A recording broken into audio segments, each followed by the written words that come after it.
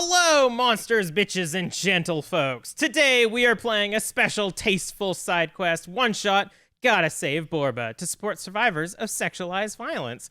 All fundraising proceeds from today will be benefiting Wava Rape Crisis Center. They are a charity that provides immediate crisis and long-term support services to survivors of sexual assault.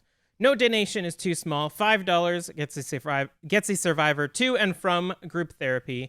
$15 funds an hour of text chat support for survivors, and $35 provides an hour of their 24/7 free of charge crisis and information line that accepts calls from around the world.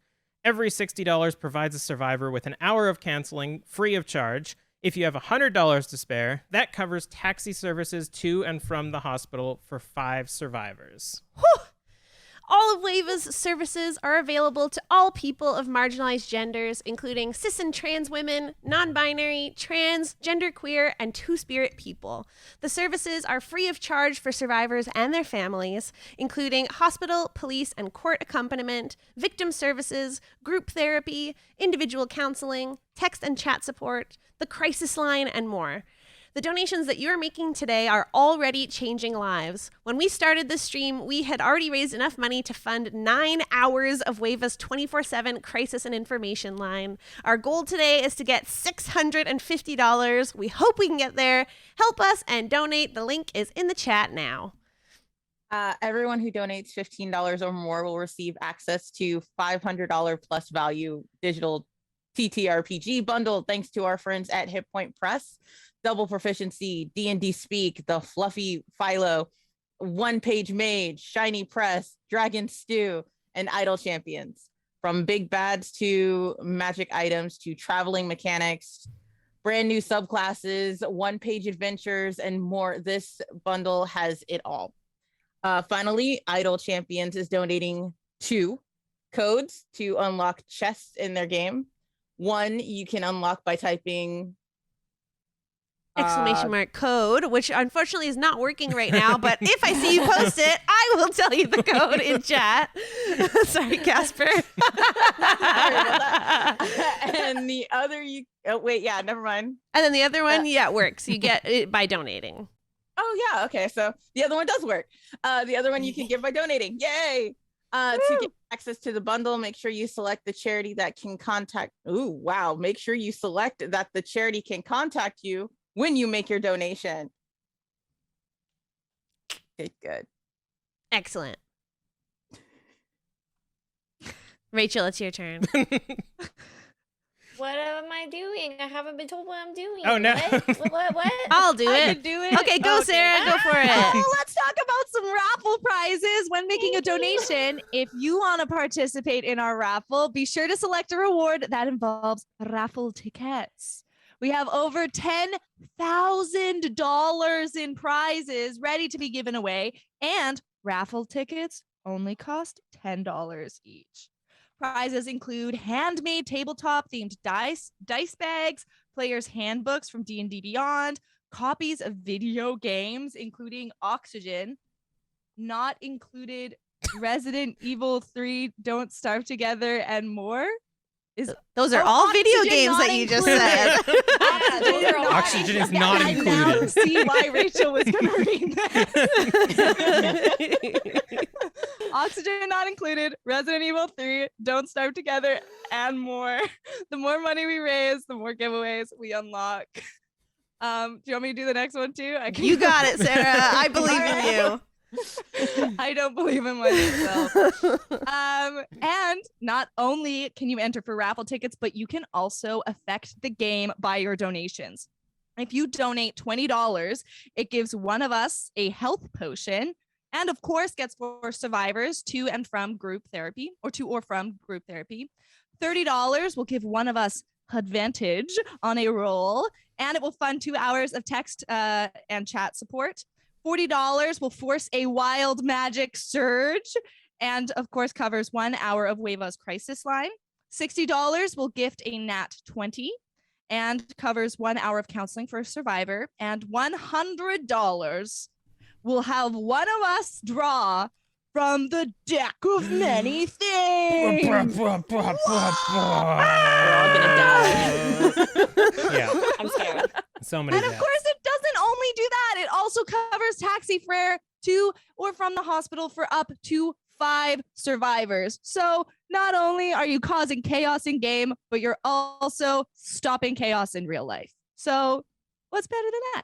Oh, Oof, that was good. That was good. Whew. good job. I should have probably opened the Thank you. wild. Oh, I got the wild magic table. We've got a wild magic expert on our hands, so I think we'll be doing We'll be fine. okay. Yeah. I have to say that we've already got donations. Ah! I'll just list them Yes. off. So everyone, you're in charge of keeping track of your own shit. I'm not keeping Okay. track of it. Steve the Gnome Rogue is giving, who are you giving this to? A wild magic surge to Reginald. Oh boy. Anonymous gifted another wild magic surge to Biscuit. Henry, Biscuit's husband, aka me, I donated. I gave myself a nat 20. Colleen is gifting a wild magic surge to the DM. Borba's ghost. Love that. Hey, pals. Please save me. I'm getting really hungry. Being dead sucks. Nat 20 and health potion to Reginald. Hell yeah. And last one, someone got a TTRPG bundle. Good for you. That's nothing for us, but I'm happy you got a bundle. Yay, Hell Sean. yeah. Awesome. All right, that's it so far. Yay! Thank you so much for all your donations. Okay. Before we get into the episode, we want to acknowledge the colonial history of Canada and how Canada has and continues to take from Indigenous people. The effects of colonization are still felt to this day, and we acknowledge that this episode is being recorded on the stolen lands of the Secwepemc, Semiahmoo, Katzie, Kwantlen, Musqueam, Squamish, Tsleil-Waututh, Mississauga, and Coast Salish First Nations. If you would like to know more about the effects of colonization and support some Indigenous charities and organizations, you can go to the resources page on our website at tabletoptiddies.com/resources. My adventuring rescue crew is ready. Oh my goodness. Hello, everyone. My name is Rachel Theilade. My pronouns are she, her, and today I am playing Sir Reginald Finley Brightclaw, the Tabaxi Paladin, Oath of Vengeance Paladin, and his pronouns are he, him, and who knows, maybe I'll be playing another certain character later on. Maybe. High hopes. Maybe. We'll see. She's very hungry. We better save her. Hello, my name is Sara Mayfield. My pronouns are she, her, and today I am playing Shelly, the Twilight Cleric Turtle. And Turtle. she's ready to help save a friend. Hi, everybody. I'm Charlene Bear. I go by Char. My pronouns are she, they. Today, I am not the dungeon master, but I will be playing my favorite NPC ever, Biscuit Pitter Patter. His pronouns are he, him, and he's ready to be the greatest wizard in the world. Hey everyone, I'm Casper. My pronouns are they, them. I will be playing Paya, the Triton bard, who's like so totally right for that. You nailed it. Yes. I've been Perfect. practicing my whole life for this. All right. If everybody is ready, I am not nervous at all. It's okay, neither am I. We see ourselves It's fine. in a small coliseum, a sort of theater recreated almost to the T as a theater that would be present in old Revelia, but it has sort of been done in a wholesome, sort of quirky way.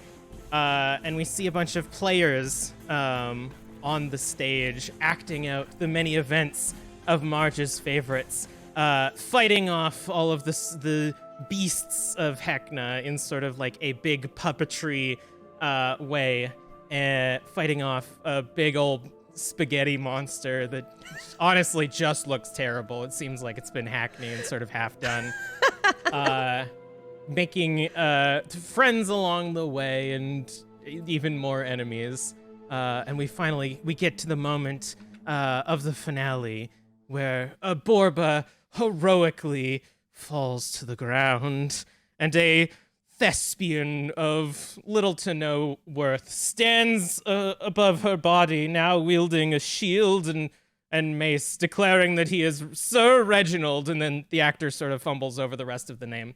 And Borba's body is hefted away on pulley strings. Again, just terribly done. And the rest of the group goes off to fight the betrayal of Hecna. A hard-fought battle is won, but in the end, Borba was not saved. And we see as the playwrights all bow and leave the stage, another figure steps on, a little bit more sullen and not as made up as the rest of the actors. And we see standing on stage Marge, sorry, almost said the wrong name. Sort of dressed up like in her normal attire of just sort of like sweats and has a cigar, and she kind of looks up at the audience and says, "All right, listen, I know you came here for your big fancy Hecna story and all that, but I got another story for you. And I'm not gonna tell it with a bunch of actors that we hired straight out of school. I'm gonna tell you by standing up on this stage with this glass of whiskey and this cigar, and you're gonna damn well listen to me." And everyone sort of like hush fills the air. All right, it started about, I want to say 10 hours after this one. And we are going to cut to 4 adventurers standing on this hilltop. The wind is sort of buffeting their hair, and they stand in front of this massive ringed stone, sort of pointing off into nothingness. And we hear off in the wind, "All right, so we got our original one coming from the main group. We got Sir Reginald, and we visibly cut to Sir Reginald defending a blow from Hecna in real life, the real one." Rachel, would you like to describe what Sir Reginald looks like? Well, he looks like, if you've ever seen a tabaxi, they're cat people. But this is a special tabaxi because we knew him in previous seasons as an actual tabby cat who was very scraggly looking, had some it was the very gray striped tabby, but as he transformed into his tabaxi form, he was very well groomed, had an ethereal glow to him, and possesses a very heavy-duty shield and gleaming steel armor. In fact, it is armor of gleaming, so it literally can't get Just dirty. always. He has this a sense of nobility to him. He is very proud of where he came from, and he is not gonna let anyone take him down while he's on a quest. And we hear, "Yeah, he's a bit of a fancy pants, and I don't really like his attitude too much," as the slowed down Sir Reginald smacks Hecna across the face, and we cut back to the group. And then we got a bit of a wild card. I know this one from a different plane. Name's Biscuit Pitter Patter, claims to be the best wizard in the world. And we cut to another mountain, a bit more fiery red, as Biscuit is getting cold cut punched in the face by what appears to be a phoenix monk. Would you like to describe what Biscuit Pitter Patter looks like? I will, but first, we got a slew of donations already. Yay! Thank you, everyone. This is fabulous. Thank you, Sandro, Emily and Lenny, Janine, 2 more anonymous donors, and Kelly with an I. Thank you all so much for your donations. Reggie, you've got a nat 20 and another health potion. Paya, you've got advantage, and Shelly, you also have advantage. Ooh, you're gonna need it. Oh boy, that's 2 nat 20s now. This is getting wild. Borba's ghost definitely gifted Reggie some nat 20 up in here. That means we're also, we've unlocked 3 of our giveaways already, and we're so close to our final goal of 650. So keep donating, keep them coming. Thank you so much for your generosity. And Biscuit Pitter Patter is not a great wizard. He is the greatest wizard. And he is... Actually, I don't know if you can see, my cast members got me a mini of him. So I have him on my desk now when I work. It's very lovely. He wears white long robes with glyphs on the sleeves etched into the sides that always light up whenever he casts spells. He's got a black top hat on. His fur is brown and slightly bushy with a pink nose and a little tail. And he's always accompanied by Gravy, his familiar, which is a cat with wings, otherwise known as a tressum. And we see, as the slow-mo image finishes, Biscuit tumbles backwards, rolls onto his feet, and casts Fireball back at the monk. And as the explosion goes off, we cut back to the group. Yeah, and then, listen, there's not a lot of people that talk deeper and slower than me, but this group had one of them, name of Shelly, kind of the, like, you know, cleric-y type, and we cut to deep in the forest as a twilight sanctuary bursts out of Shelly, healing the friends around her. Would you like to describe Shelly for us? Shelly is a deep kind of ashy green turtle, and in her shell is covered of all of the like sharpied and scratched signatures of all of the friends that she'd made along her travels. She's wearing a cute little flower crown and a floral shirt, and then wears like a backpack covered in patches and little like doodads that you clip on her front because she can't wear it over her shell.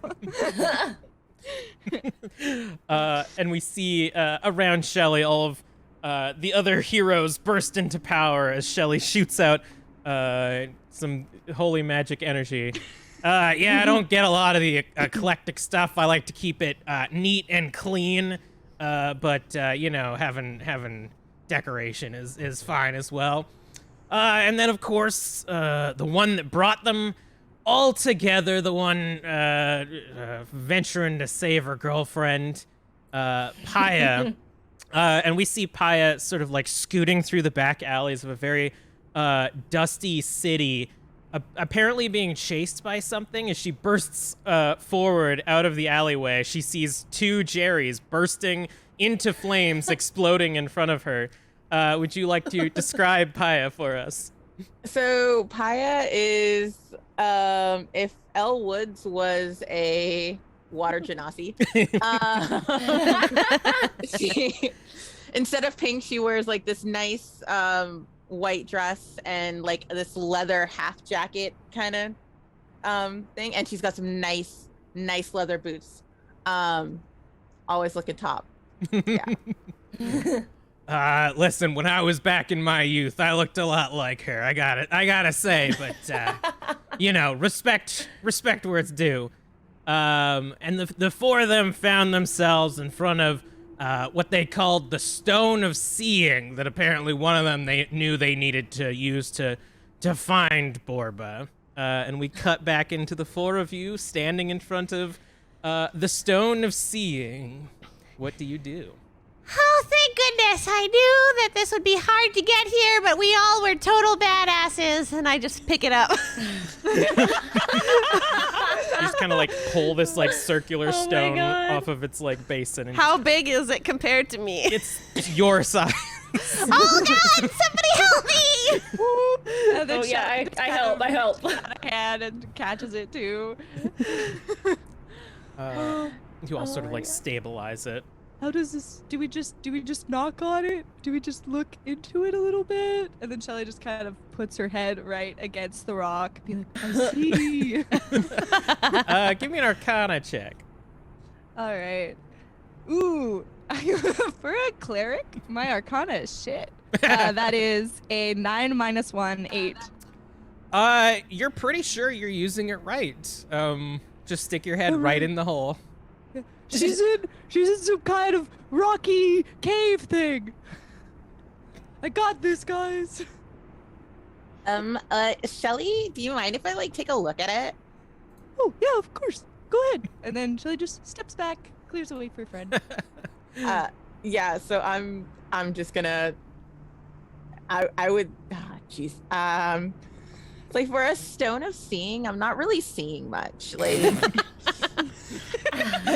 How's this? Also, give me an Arcana check. Nobody can figure it out, and the adventure ends here. We're doing great. I'm on the search for my girlfriend. I got a 22. Nice. That's so much better than I would have if I tried to do it, because I'm -1. Considering you were the... Paya remembers that before this adventure, she was right in the middle of researching this thing before Sir Reginald burst through her door and declared that Borba was dead. So you will remember that What a fine memory that was. So good times.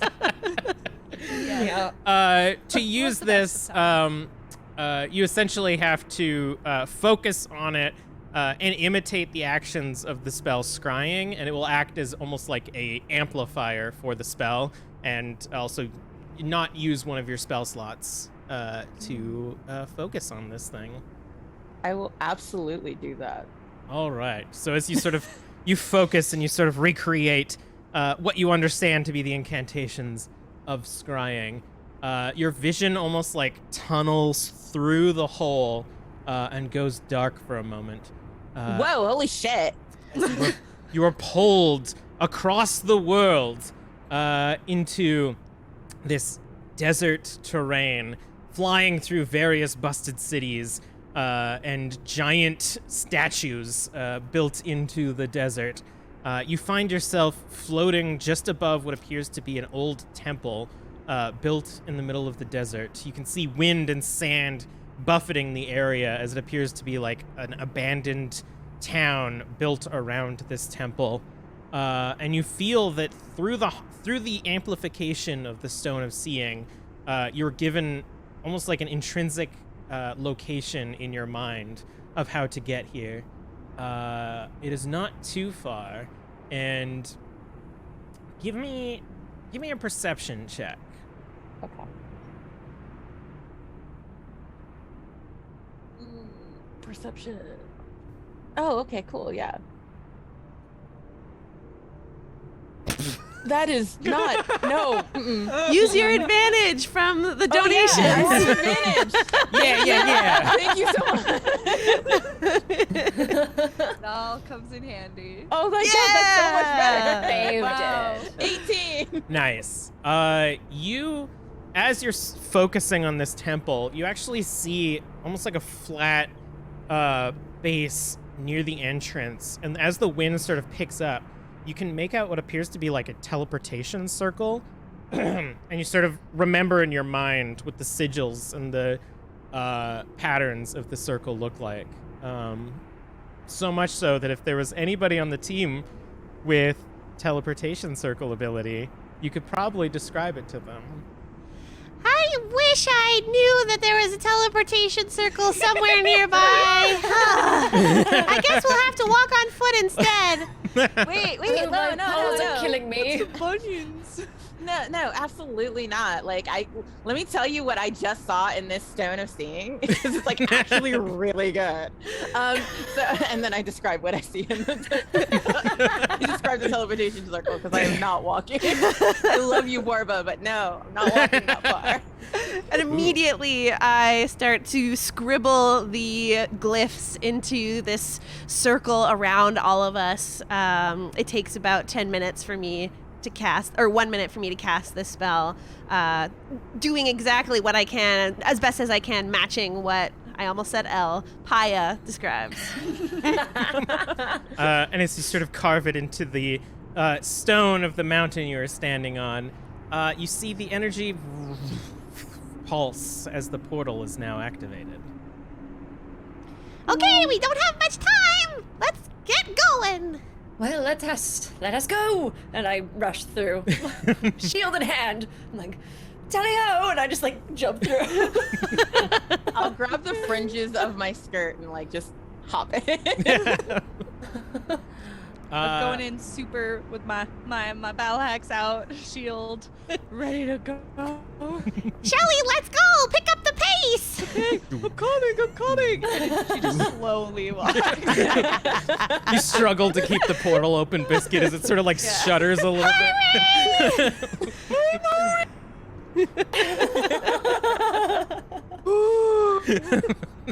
And you step through. You going in, Biscuit? I'm going in. All right. Gravy flies ahead, and I follow. As you step through... Biscuits and gravy, I just got that. Yeah. Hey. As you step through, you feel all of your bodies lurch forward as you are pulled in the location of the other portal, or the other teleportation circle. But as you crest past the threshold of the desert, you start to feel warbly. Biscuit, I need you to roll me a D100. Ah! Okay. Warbly. Don't fail me now. D&D Beyond. Which you can win in the raffle, Player's Handbooks to D&D Beyond, just saying. That is a 68. 1 point away. So close. So nice. As the moment you crest into the desert, Biscuit, you realize that something is wrong. As the magic sort of fizzles and you all tumble and roll through the sands, you can feel the elemental magic of the winds and the sands in this area are creating a, let's call it a wild, magical field around you, as the spells that you cast seem to be not working just the right way. And as you all stand up and look at each other, each and every one of you are frightened by each other. I'm like, stay back! Stay back, Like fiend! slowly backs away, shaking. Flames start to like appear at Biscuit's paw tips, Oh my God. ready to go. I pull out my dancing rapier. I'm like, just pointing it at all of you. As you all point at each other, for 6 seconds you are terrified. I'm not going down for this. And then it goes away. It's What just on y'all. earth was that? Cool. I believe it was an intense magical surge. Perhaps more will happen if people donate. You hear, Biscuit kept talking about something about donating. I don't know. But you find yourself within the desert. Paya, you can still feel the direction that you need to go towards the temple, but you are several clicks away at this point. Oh, Borba's so lucky. They're so freaking hot. It's this way. I would just rather show a little. She's very attractive, but it's basically my mother you're talking about. Could we just be a little bit more respectful? Sorry. So sorry. But you're the one who did tell me she died. So Yeah, but because I would like her not to be dead. fair. Let's go. Let's just This go. way. It's fine. It's fine. And as they all walked into the desert, I'll tell you what, I'll skip past the boring parts of them walking, and I'll skip to the parts that were actually entertaining. We are in a show, and I realize that I am making it long. But listen, you're all gonna continue to sit there and listen to me. Dear Marge, so friendly. I like her. Suddenly, they came across what appeared to be old ancient ruins, because they're scattered all across the desert. And the four of you see just like pillars sort of leaning up against each other, broken, and you see what appear to be like tattered cloths blowing in the magical winds as you approach. And you hear through the winds a chicka, chicka, chicka, chicka, chicka. Every so often. Hello? Does it Y'all sound? hear that, right? Yeah. Yes, it's rather curious. Could I possibly survey the area? I also wanted to see if I recognize the ruins, but I feel like the sound is more important. I mean, you can give me both a perception or investigation to perceive the area, and a history for the ruins themselves. Okay, I'm gonna do the perception check first. Chicka, chicka, chicka, chicka, chicka. That's a 10. That wasn't very good. Could have been way better. Yeah, you like look around and your fur starts to get like covered in sand as you look into the wind. And I hate sand. It's everywhere. of course. And I would like to look and see if I recognize these ruins. Sure. Sounds good. That was a nat 20, baby. Natural nat 20. A natural nat 20 without any help from donations, which, if you want to give us a nat 20, you could totally donate. So as all of you sort of like are slowly walking towards these ruins and you hear the chicka, chicka, chicka, chicka, something about these ruins, Reginald, immediately you recognize distinct iconography. There's puzzles set up of a rabbit sort of built into a wall, but the statue is broken and decrepit. You see like for plates fuck's in the sake. floor that have sort of been like rusted, and you notice like one of the buildings appears to be like makeshift like barracks, and you realize that you are in the ruins of a long and ancient version of the Wildwell trials. Lost to the sands of time. Biscuit, do you recognize where we are?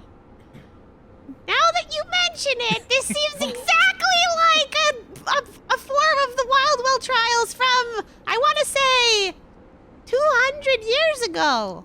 It's been look at so that long. shitty rabbit statue over there. I remember that. That thing sucked. I wasn't don't even know. part of that puzzle. It seemed like a really easy puzzle when I made it. I didn't even. I missed the Wildwell trials. I was in a forest somewhere, and then by the time I tried to get to watch it, it had already finished. Honestly, you wanted to watch. You didn't want to be a part of it. I was gonna say, No, if you I wanted didn't- to be a no, part of it. thank you. You're lucky you weren't. I don't know what those are. Yes, you do. You were part of them.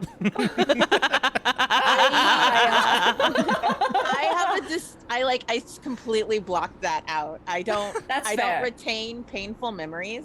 It's fair. You did You know watch. what? Your entire team did really get obliterated, Yes. so I don't blame you for that at all. It's very traumatic. So I don't know what you're talking about. Fair. We can move past it if it's too hard to talk about. We can continue on. Now that I know where we might be, would I get a sense of like the things that we could anticipate towards the area that we're destined to go?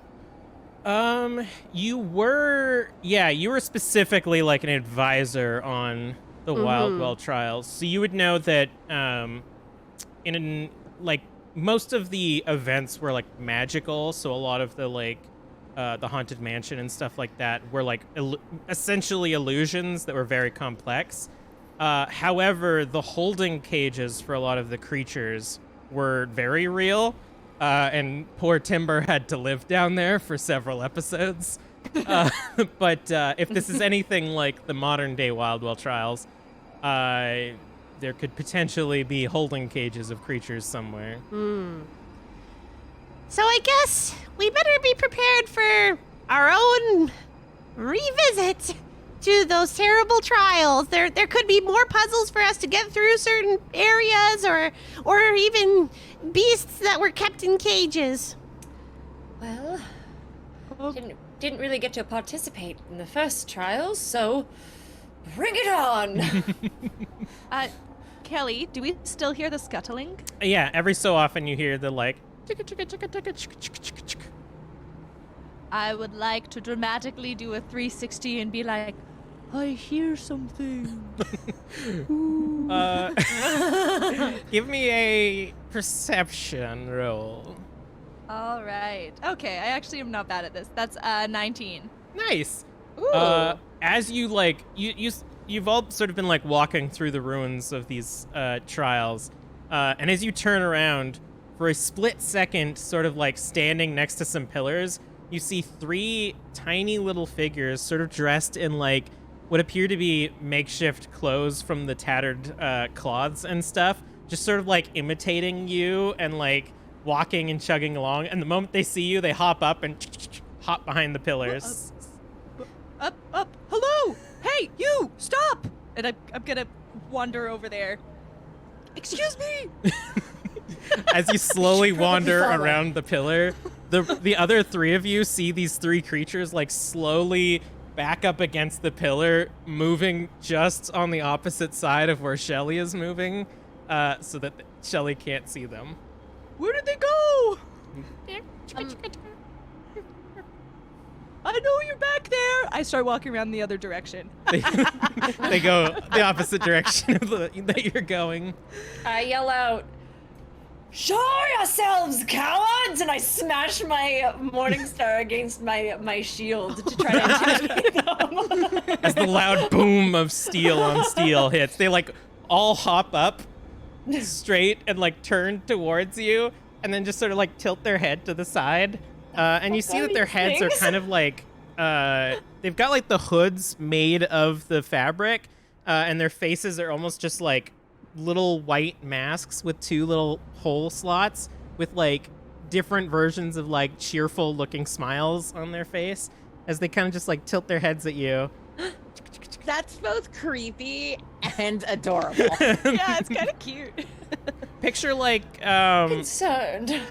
what is that Ghibli movie with the wolf?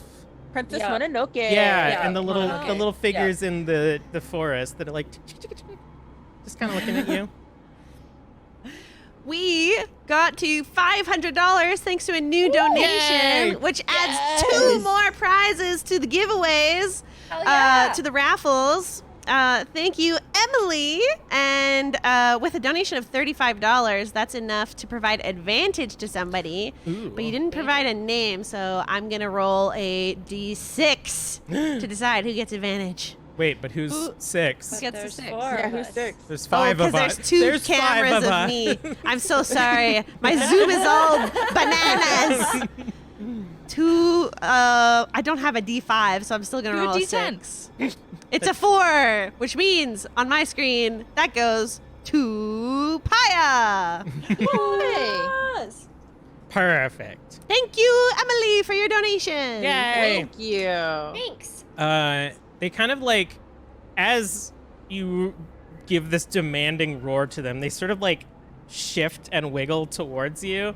And you can see that like within the cloth and stuff, there's just sort of like bells and stuff that jingle every time they move.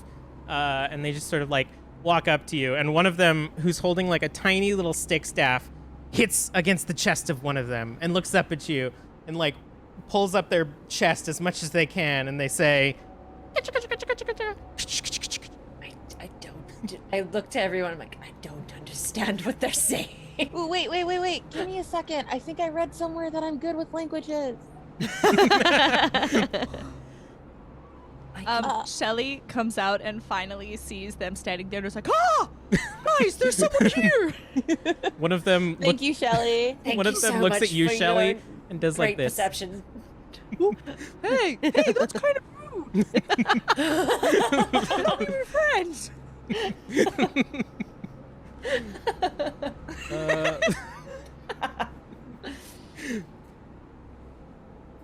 Paya, do you feel in yourself that you're able to communicate with these folks? I thought I did, but I'm feeling less and less confident about it That's now. fair. I'll turn to the creatures and I'll speak in Sylvan, which is like chipmunk chittering. Can I understand their response? What do you say? I say, hello! We are searching far and wide for a cavern holding a heroic maiden. Do you know where such cavern might be? Have as you say this, one of them looks at you kind of like head tilted and then puts his hands up and goes, ah, and then puts their hands down as another one faints into their arms. And then like sort of the one holding them sort of just like stumbles forward and just drops them on the ground and then falls down.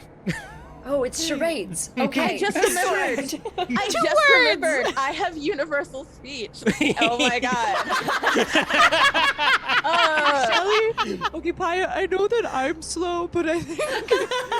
You know what? I'm under a lot of stress, Shelly. Okay? Yeah. Sorry. My girlfriend's missing. But yeah, as an action, choose 4 creatures. 4 of those little guys. To magically understand you, regardless of the language that you speak, for 1 hour. Ooh.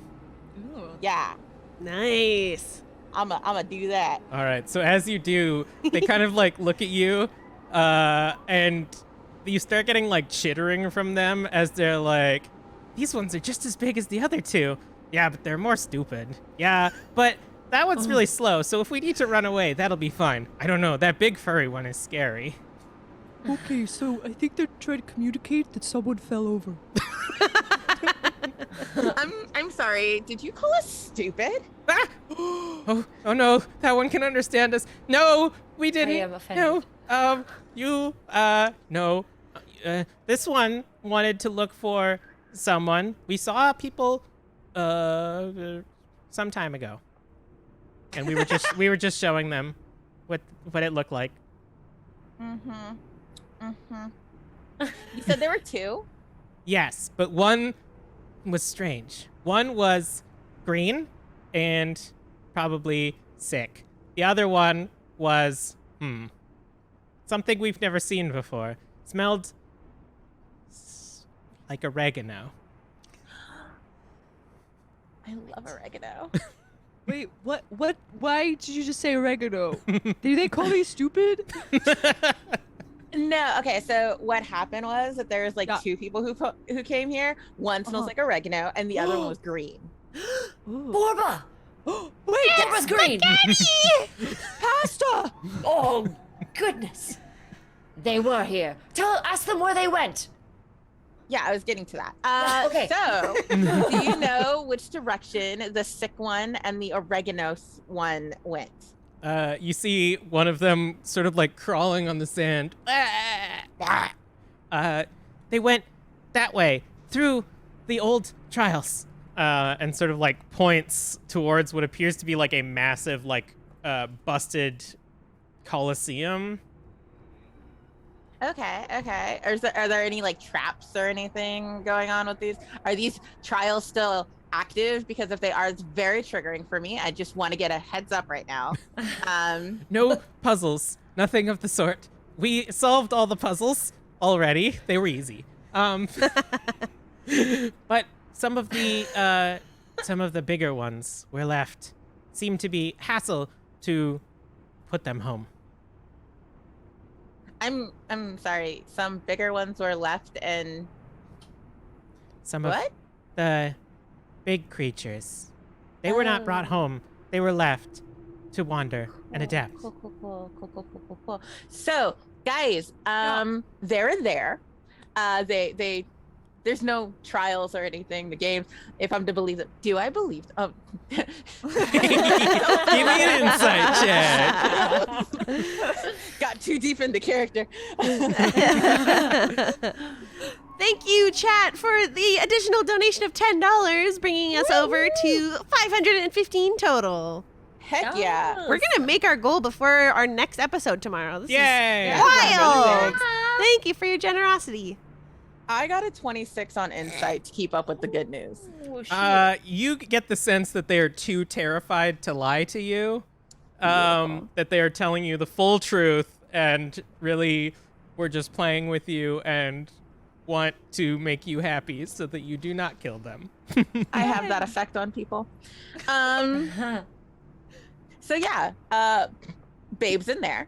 And there's apparently a few big monsters that didn't get to go home. So they're Oh. just still down there.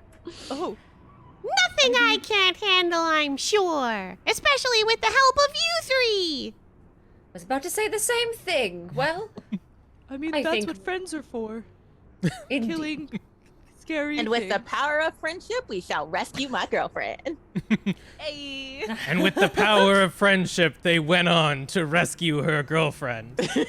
But first, there were trials ahead of them. And as the four of you walk through the decrepit remains, through hallways that looked like they were modern at some point, but have been sand-stricken, the three creatures still sort of trailing behind you at a wide berth, but sort of mimicking your actions still.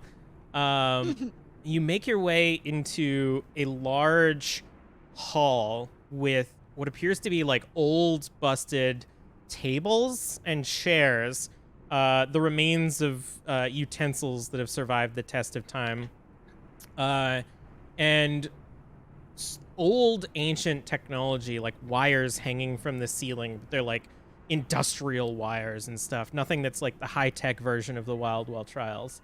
And sitting just at the front of all of these tables, sort of on a raised platform, is a small porcelain doll.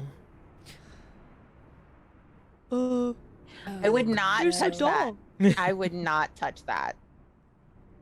But I'm- it's just, I mean, I had one when I was a kid. We all play with them. I think I would recognize this porcelain doll. Possibly. It's slightly different. Oh, is it? It's basically the same make and model, but it almost looks like it could be the sister of the doll that you remember. Okay, hold on. I have a thing. I'm looking. Just Hold gonna on. shoot it. No. I've got to look at my things because I have things, but I'm not.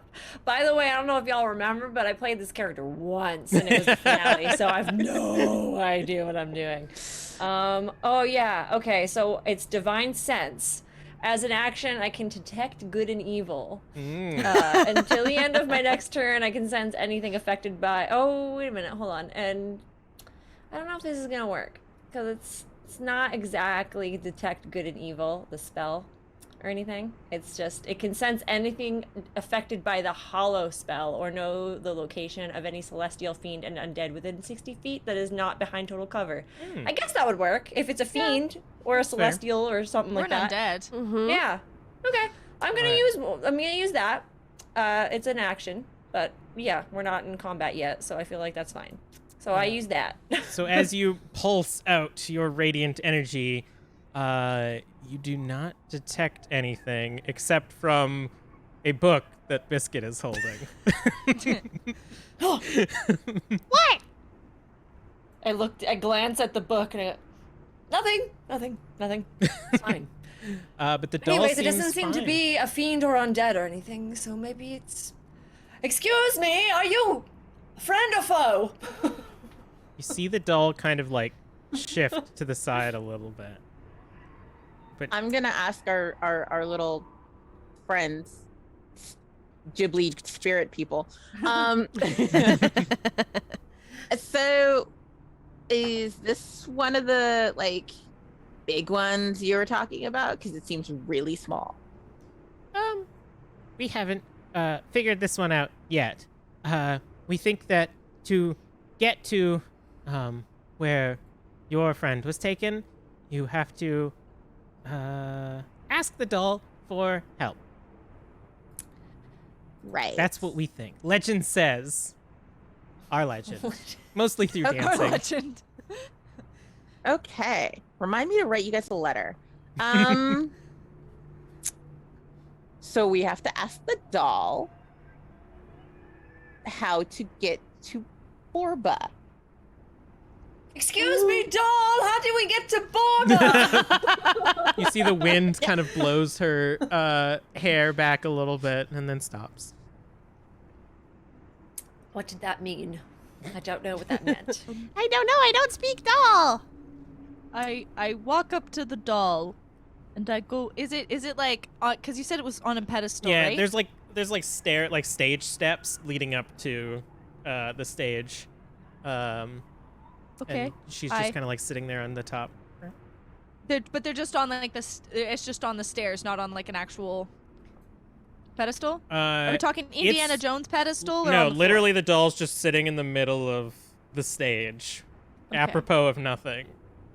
All right, I'm gonna walk up the stairs and up to it, and if that is fine, I'm going to go down on one knee and ask it where Borba is. As you get down on one knee. Oh my God, you're proposing! I'm getting too tight. You do this with children. I'm gonna need you to roll a dexterity save as rows of teeth in a large circle around you pierce through the stage and attempt to clamp on you. It was a trap. It's like we're in Dune! A trap. It was a trap. Okay, I told you not to touch it. I got a 4, but I'm going to use divine intervention, and as I'm fumbling on my knees, be like, "Oh God, help me!" And then, so it's as an action.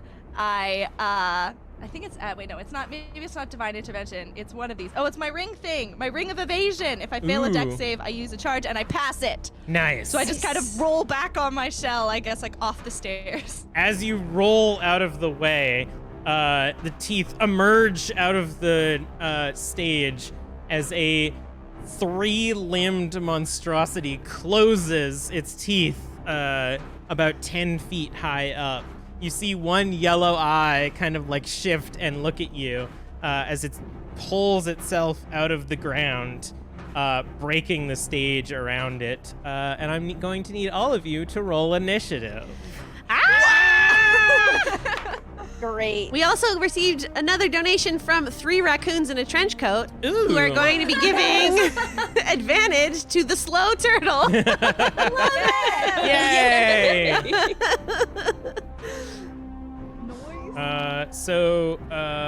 Paya, what'd you roll? I got an 18. Ooh, spicy. I got a 19. Ooh, Yeah, I saw that. Shelly being real swifty. I'm behind the turtle. Biscuit, what did you get? 14. Ooh. And Reginald. I got a 16. Ooh. Even I'm behind the turtle. I'm very upset about it. The turtle just got chomped and is ready to go. You're all Honestly, that's fair.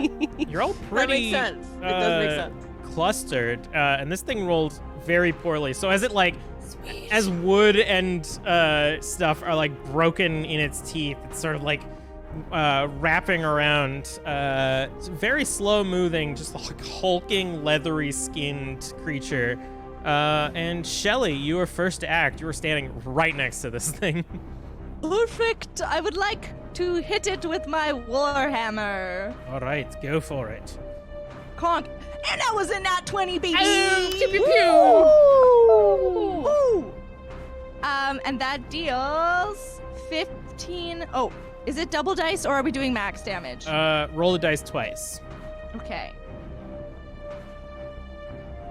So that is 15, 16, 17, 27. 27. Jeez. All right. 27 bludgeoning. Nice one. And as my bonus action, I'm going to cast Spiritual Weapon. Ooh. What does your weapon And- look like? It looks like just a very tiny turtle, but it's like a spinning top turtle. So it's just kind of like this little spinning tiny turtle that's here to like slice ya. All right. It's a red shell. As a spinning dog appears next to you. It's an Elden And I Ring can reference. attack at the same turn as I cast it, right? Yeah, as summoning, I believe you can make an attack. Perfect. So that's a 25 to hit That'll hit. and a 7. Oh, why can't I see the math? There it is. 12 damage from that one.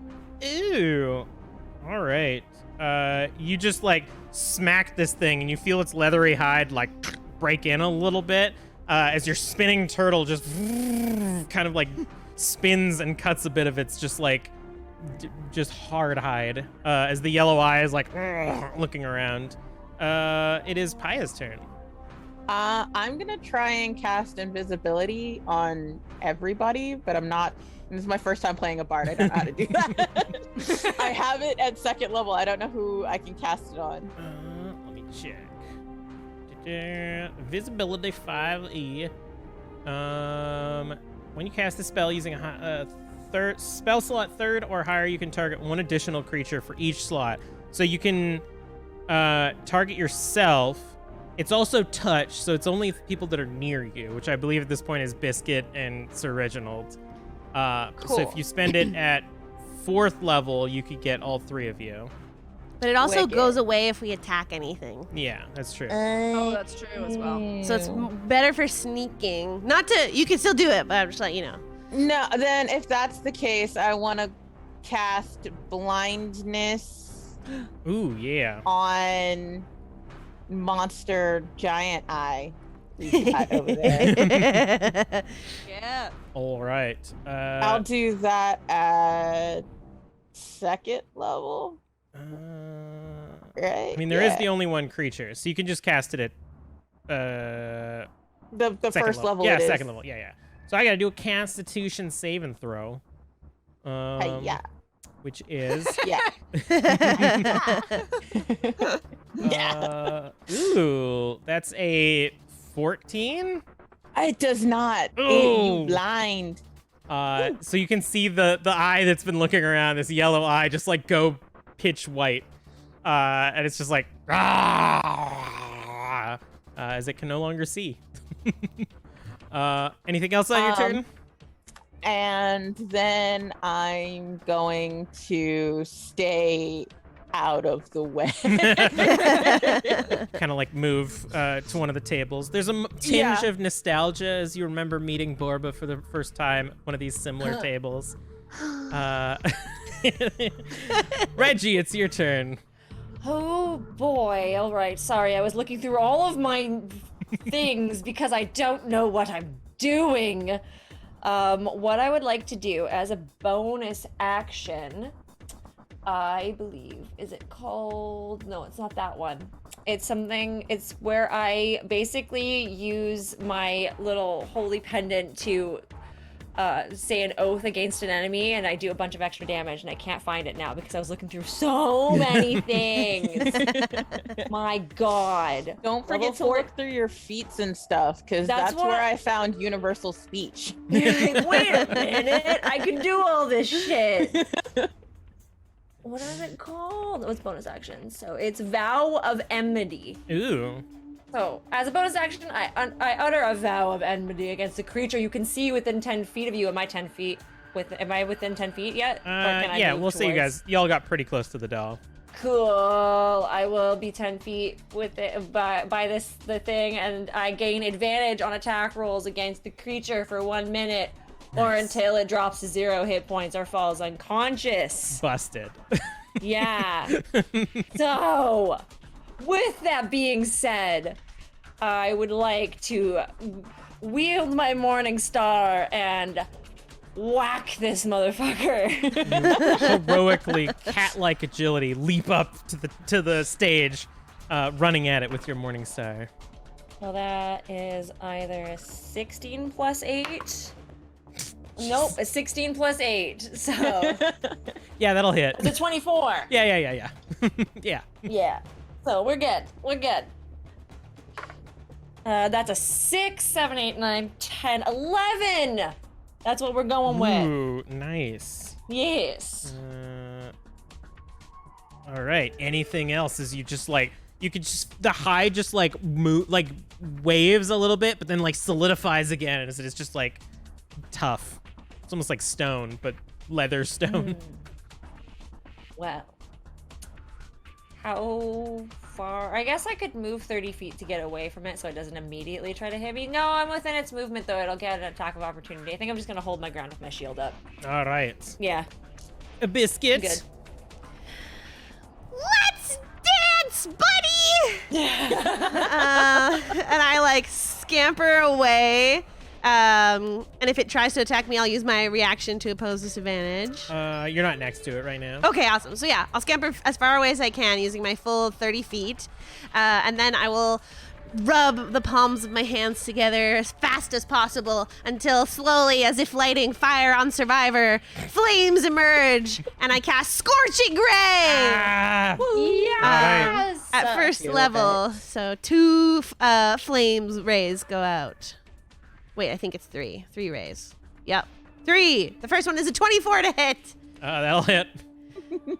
The next one is, oh, that was less good. 13. That misses. And the next one's a nat 1. Are you kidding me? No. It like whizzes past Reggie's. Just a little bit of your fur gets scorched from this scorching Oh. ray.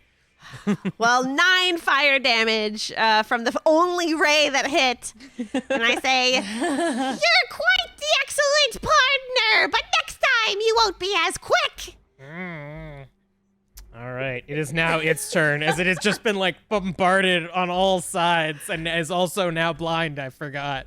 Oh, that's right. I get advantage on all those. Oh, damn, you're because it can't Because see. it's blind. Yes. Okay, so technically the second one, if we're going within the order of what I rolled, the second one would still not hit from those rolls, but I get to roll 2 more dice. Yes. Which means that'll definitely hit. 22. Yes. But just in case I get a nat 20, no, I don't. Okay, so the second one does come through with 3 additional fire damage. It's dead now. Yes. Mission accomplished. Let's go get Borba. As that fire tilts in midair and hits the creature, you see it like kind of move and stretch and jiggle, and the last of the wood falls out of its mouth. And you see these tiny little holes underneath its eye, just like sniffing in the air. As even though it is blind, it turns its eyes to Paya. Well, rude. And you see the stage below it just like crack and break as it begins to like glide through the ground, smashing all of the tables and stuff out of its way. And is going to attempt to bite you, Paya. Hey, Kelly. Yeah. You all get an Since- attack of opportunity, yes. Yeah, thank you. Before it gets me. Was gonna say. I moved away, so I don't. Do I get an advantage on this, even though it's an attack of opportunity? All not of my yeah, it's actual still action? blind, so I think all of you still roll with advantage. Oh, okay. It's I did a good thing. it's smelling for something in particular. Nat 20! Yes. Jeez. That's okay. I'm so happy I rolled with advantage because the other one was a 2. So. Oh, wait, no, that wouldn't work.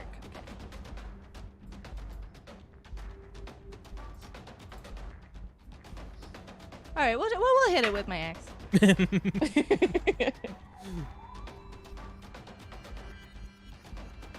Oh, that's a dirty 20 to hit. Woo! Yeah, that'll hit. It has a really high AC. Like, its AC is 19, and you've all rolled significantly higher than that. That's 12 damage. All right. 15 for Ooh. Reggie. And that's bludgeoning since I haven't been saying it. Yeah. You Oh, just good point. you just like each smack it on both sides as you just like dent into this hide, and it just keeps trucking. And you can see Borba as this like white eye is like dragging through the dirt now, and this gaping maw tries to slam down on you. For that is that's a 10 to hit. Ha! I mean, miss. As the jaws crash in front of you, biting into one of the tables, it is going to begin to spin as all 3 of its arms are going to attempt to hit you as well. And that is... But you can't see me. That's true. These are so- all at disadvantage as well. Wow. The highest I got was a 13. No. Jesus. So it starts like spinning in the dirt as all 3 of these arms try to hit you, and you just duck out of the way, and it's I dance out of the way. I'm a bard. I'm gonna dance with you. Just out the way. Give me a quick perception as well.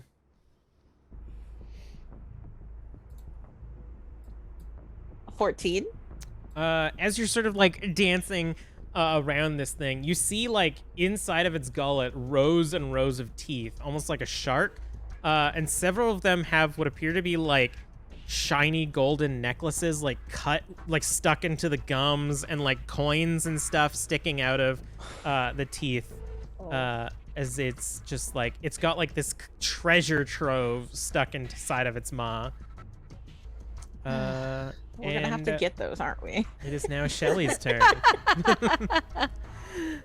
All right, so I'm gonna start my turn by casting. Oh, I looked it up and I didn't even write it down. I think it's called Twilight Sanctuary. Oh, yeah. Sanctuary. We know it well. So, yeah. So that means if you're within 30 feet of me, you have 1d6 plus 14 things. Temp HP. Plus Oh. 14? You're all level 14. Yeah, it's plus cleric Holy level. cow! That's true. We're so high level for this. Love that. Yeah, and you can't be charmed or frightened. Nice. That's great. That's temp HP, right? If anyone knows. Yes. Yeah, it is. Yes. So this, out of Shelly, this like twilight, like calming darkness emanates 30 feet around her. As you can still feel the wind of the desert around you, but it's almost like more peaceful and calm now. And you all feel empowered by So that's these... Ooh. 16 temp hit points. Ooh. Ooh. You'll get Holy 16 cow. temp HP. It doesn't matter. I haven't hit you at all. But now we'll be safe if you do. Preparing for the inevitable. And then I'm going to bonus action hit the eye with my spiritual weapon. All right. Or try to at least. Kind of like this spinning turtle just sails towards it, trying to cut into the eye. Roll to hit. That's a 29 to hit and Hell yeah. 13 damage. Damn. Damn, Daniel. Shelly may be slow, but she knows how it goes. We should have added the incentive that people could donate monsters for you to fight, because I might need some We're about backup. to get this done real quick. Hi, it is your turn. This thing is like spinning in front of you, and you're just ducking and dancing around it. Okay, I have a question. Let me. Okay, so if I do a spell as my action, can I do a bonus action bardic inspiration for somebody? Yep, for sure. Cool. Then I'm gonna cast command on this guy and tell it to stop. All right. What do I have to roll for that? Is it wisdom? That's a very good question. Spoiler, this thing is not I that think one. I have command as well. It's a wisdom throw, I think. It's a Yeah. wisdom saving throw. Yeah, I have the spell too, so. All right, let's see. No. Hey, no. That's it's a single line on my dice. I think that might be a bug on D&D Beyond. Yes! So that's a nat 1 on my fucking Beyblade up in here. Yeah, rip. I That's, love Paya. What do you say to this thing as you cast command? Stop! Like, stop! Please, stop! It just like, as you say that, it don't stop, and its mouth just goes black. Oh, that's perfect. Oh my god. Whoa. So just in case, I'm gonna throw like a bardic inspiration at my mousy friend. Biscuit. Yeah. Biscuit. Yeah! I should mark that. And that's my turn. Don't can I shout out, don't hit the guy, please? Don't hit him, he stopped. Okay. Reggie, it is your turn now. I'm like ready to hit it and be like, do we leave?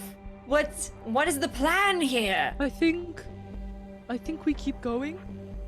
But that means hit. You just told me not to hit it. But No, now we don't you're keep telling me- going to hit it. We keep going to find Borba. There's gold in his mouth. Like he's got a grill all up in there. So well, I mean, I think Reggie's gonna attempt to dexterally climb up into the maw and try to get some stuff while this guy's commanded not to do anything. Give me I'll just call this a sleight of hand with advantage, just to like see how much of this gold you can swipe. Okay. How about a nat 20? What is happening? I don't know. Holy cow! People don't need to donate them. Given yet. Nobody give any more to Rachel. Give them to the rest of us. Rachel rolled 3 nat 20s before this session, too.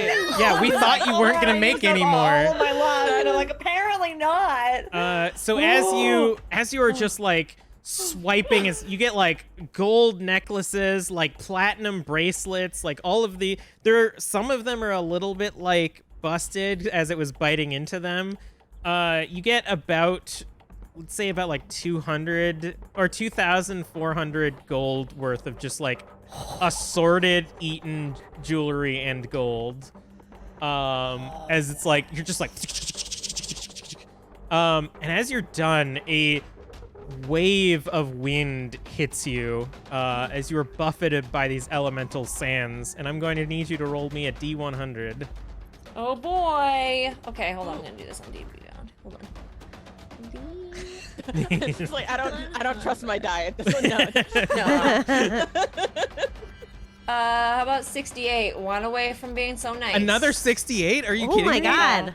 Yeah. Yeah. As you Another 68. as you pluck that final gold piece, you look into the gaping maw of this thing and immediately are frightened as you realize what you have just done. Hey, Jesus Christ. Hey, Kelly. Yeah.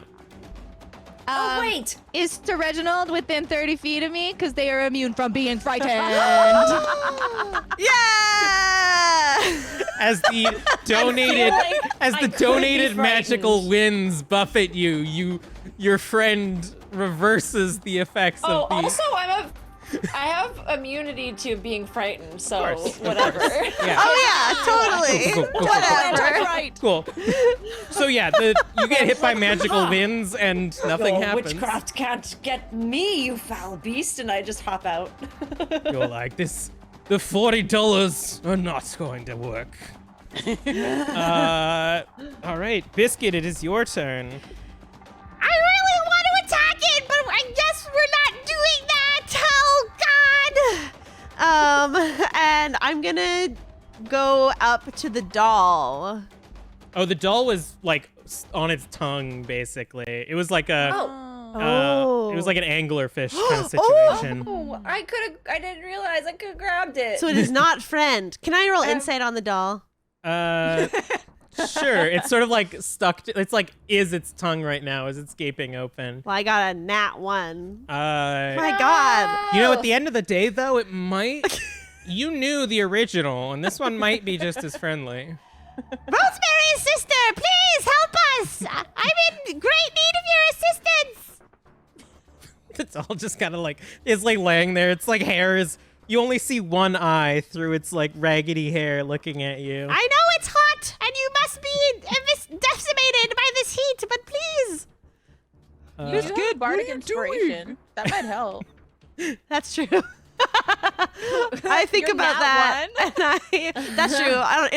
In our games, nat ones are always nat ones. Okay. So. As you say, I know it's hot. You also get hit by that searing magical wind that Reginald was hit with, and I need you to roll me a D100. Watch it be 68 again. So close. 12. 12. Ooh, different. Oh God. We all die. Roll, I'm laughing. roll me a Kelly, stop laughing. D10. Oh God. I'm scared. D10. 2.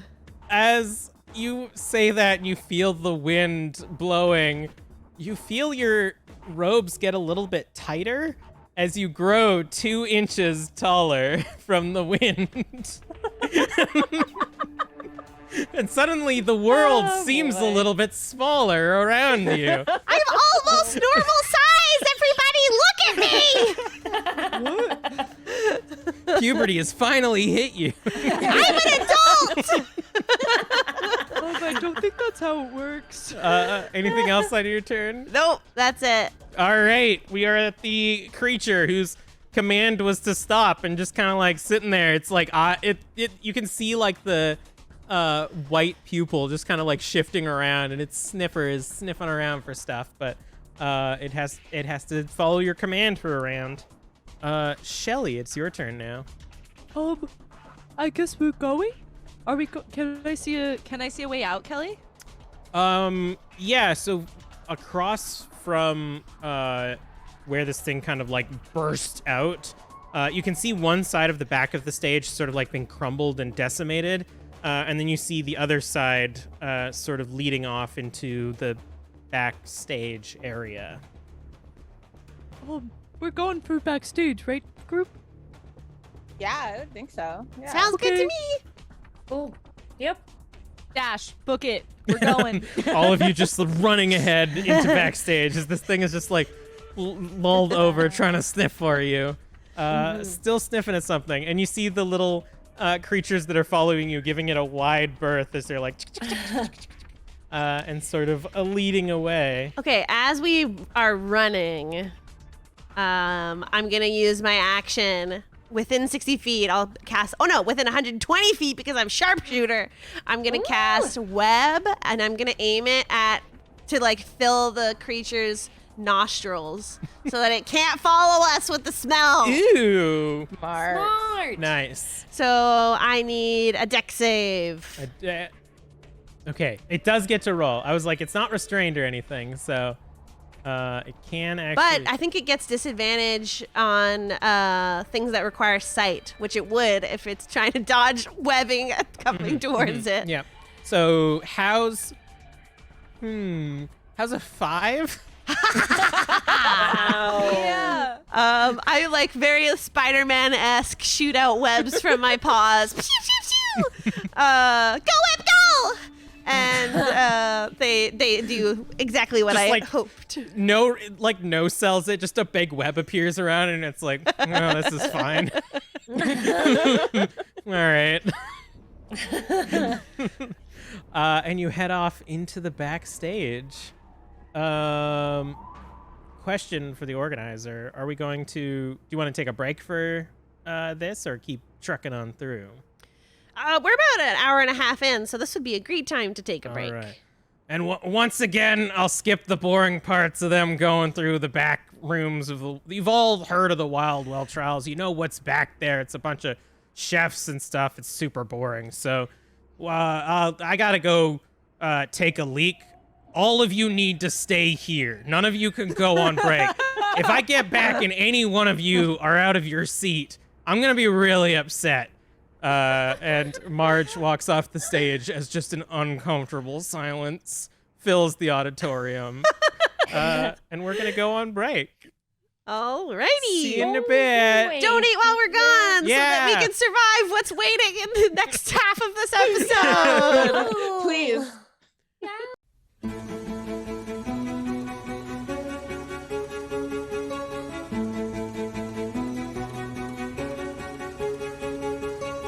We're back.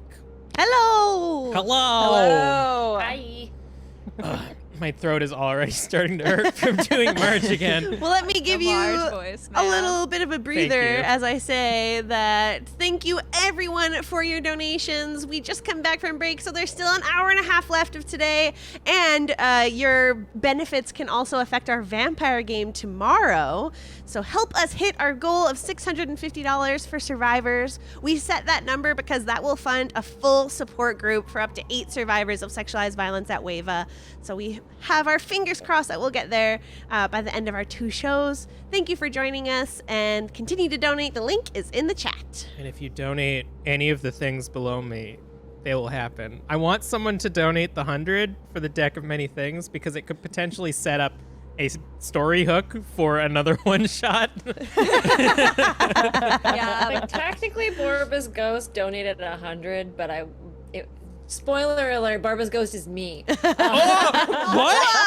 Whoa! Yeah, right? But I was like, I wanted I wanted other things and not because I didn't want to die because the death of many things is so sketch. It's so Yeah. scary. Fuck it, I But might. like the cool things with donating $100 is yes, we get to draw from the deck of many things, which is awesome. But It is. also it covers like taxi ride to and from the hospital for up to 5 Yeah. survivors. So like it's not just for us to mess around and have fun drawing from the deck of many things. It's also in awesome and massive support for WAVA and survivors of sexualized violence.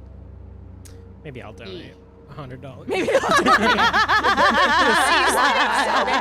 We'll see how much you beat the next thing. We're going to 'cause decimate it. I don't appreciate what you did to my my big Zorn, so That's what it's called. Okay, A cool. Zorn. let's move on. I blinded a Zorn. I owned a Zorn. Zorn. I feel very proud about Owned it. that. Yeah, and then you just left the Zorn with none of its gold. So you robbed of. Never mind. All right. Son of I thought it Zorn. was a clue. I thought there was a clue in his mouth. Didn't mean to rob him, but kind of happy we did. All right, I'm back. I did my smoke break. Ooh, Honestly- Zorns are cool. Sorry, I just googled it. I was like, ooh, that's so cool. Hey, you in the back. I know Zorns are cool. That's what the story's Sorry. about. Listen, I may have forgotten for a few minutes that you were here. I got a call. I was taking a smoke break and, Anyways, back to the story. Where was I? Oh, yeah. The 4 of them had made their way to the base of the temple. As we see the 4 of you walking towards the temple that you had seen in your scrying, Paya. And you feel a slight tug on the back of your cloak, Paya. What? You can't go in there. What you mean? Um, I did not go Valley Girl. What do you mean? the oregano one and the green one went in there, but that is where Abris lives. And what's an opera? She is mean and owns this place. And she will eat you and bite and kill all of you. Well, that's not very encouraging. So there's some body named Abris in there, but Borba went also this away with our oregano friends. So Is there anything that they know about Oberus? Like maybe Oberus like doesn't like water, Yes. or like being weakness. slashed, or like burning alive. Like if there's any specific thing that they know. I'm pretty Or sure the burning word of our alive. Lord. Word of our Lord. Will help us. Okay. So is there anything that Abris doesn't like? Maybe? Or like can you most- describe what they look like maybe? Maybe that could be a clue. I haven't got in. We just know. You know she bites. She does.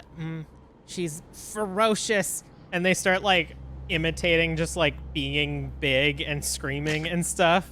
I'll say just being around them enough, you know that you get the sense that they have never actually seen her, and it's sort of like passed through stories to avoid this temple.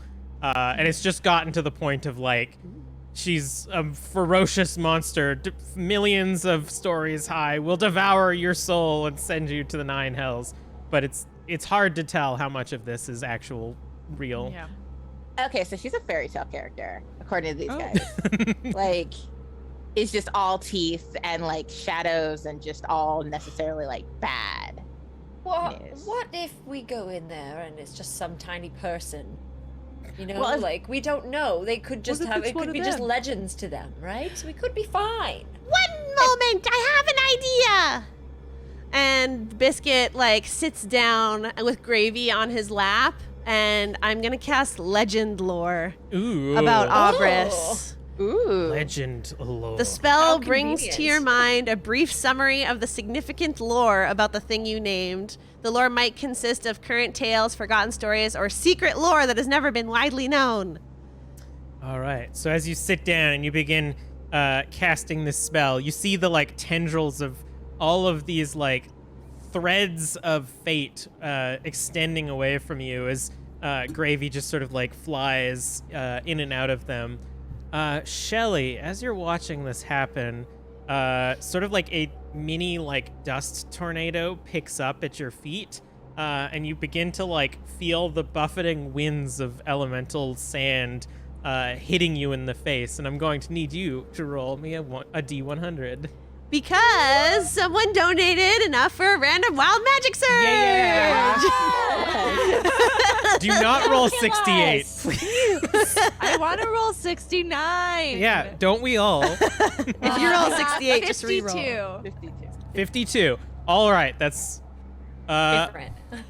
all of these are incredibly helpful. Yeah.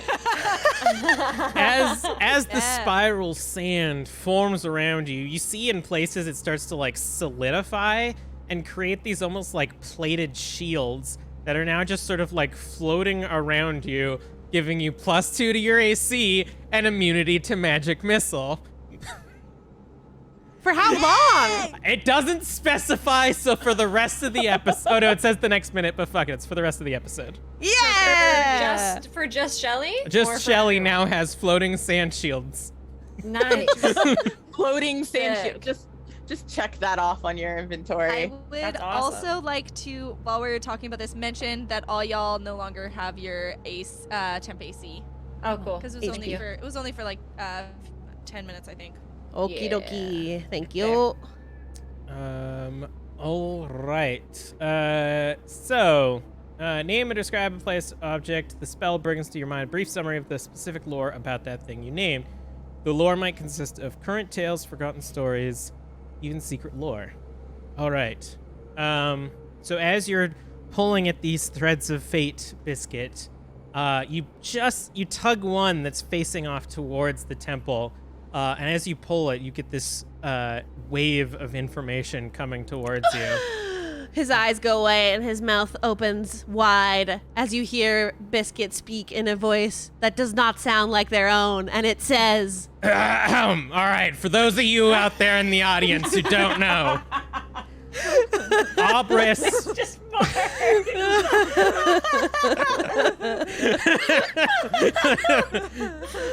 So this was about the time that Biscuit cast the exposition spell. For those of you who don't know, Abris was the original creator of the Wild Well trials. It was a ancient celestial who came down from the heavens in search of, well, let's be honest, gold and wealth and fame.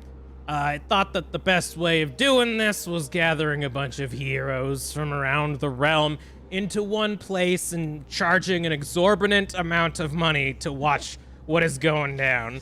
It favors the gold. It almost craves it at a base level.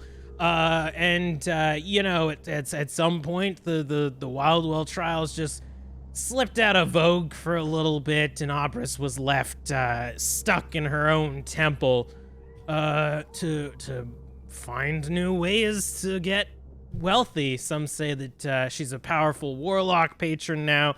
Some say that she controls a bunch of Zorns as some sort of army to gather wealth for her.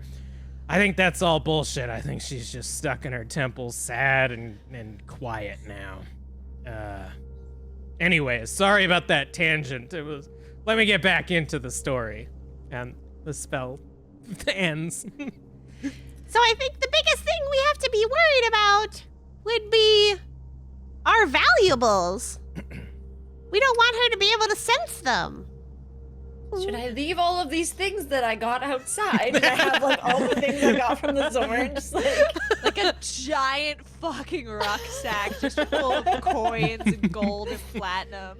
I do have a bag of holding. I Oh, wonder yes, if it would work.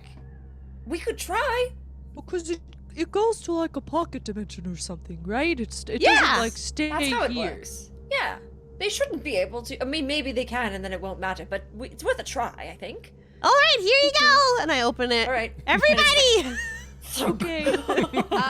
Shelly just spends like the next like 5 minutes just slowly taking off every single pin that's on their backpack because they're all precious to her. Yeah. And then she puts them in, and there's like some of them have like maybe like teeny tiny jewels or something on them, but it's mostly just like cloth. Like just pieces of cloth attached by a safety pin that are just going into this bag of holding.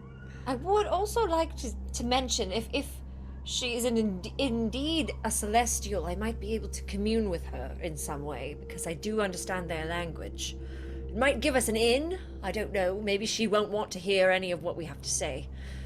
Just thought I'd mention it. Maybe she just wants to be won over by the power of friendship. You know what? Yeah, Maybe. totally. That would be. Perhaps. That's just. Absolutely. If that works, then absolutely. Okay. I will be game to win her over with the power of friendship. I mean, that's why Borba could like end up here. She just wanted a friend. Borba's a great listener. I mean, I think it's because Spaghetti killed her and put her body here, but I was You know. trying to put a nice spin on it. Thanks, Reginald. We're trying to not I bring mean, up I'm just trauma trying to right be now, realistic, Reginald. okay? I'm gonna reach my hand over and I'll be like, on Sir Reginald's shoulder and be like, it's okay. And I'm going to give them a vigilant blessing, which gives them Ooh. advantage on his next initiative roll. Ooh, nice. Thank you. Wait, while welcome. everyone's here, Yeah? who's really good at being sneaky? I'm fairly good. I mean, the armor, I have quite, as a tabaxi, I'm quite proficient in being stealthy, but my armor kind of gives me away. And that's me saying code, I have +8 to stealth, but my armor gives me disadvantage. I'm not that stealthy because I'm big and a turtle. So I But kind you of are very slow, around. so slow and steady Yeah. wins the race, and you don't make a lot of noise when you're being That is very true. slow, do you? I did take off all my patches and pins and such, so there's a lot less clattering going on. This is Okay, I want to. What about the mouse that's now 2 feet? 2 inches? 2 feet and 2 inches. It's like What about the mouse that's now 2 inches taller? It's kind You're of looking good. I fashionable, don't- like the robes are like showing a bit of socks, so it's kind of like that modern like suit Ooh. style. I hate Like, I that. haven't noticed before, but your ankles are very cute. You got good ankles. Oh, thank you. My husband tells me that all the time. I don't feel very stealthy, but I can find a small way in. I'm very good at finding cracks, and I can squeeze my body through them. I am gonna cast invisibility on the non-stealthy folks. So Okay. Sir Reginald and Shelley. Yeah. Yes. I I don't know. Yes. Yeah. I don't know why I said it like that. But here we go. Wait. How many? Oh, I've got. Yeah, I'm not gonna do that. I've got one of those too. Sorry, I'm I'm not used to spell slots, so I'm like, give me a Super second. fair. It's an Uh, adjustment. Yeah. I'ma do it. I'ma do it at 4th level because I got a few of those, right? Nice. Yeah. Nice. As you That do means it, all both that's all Sir- of us can do it, right? Yeah, I think so.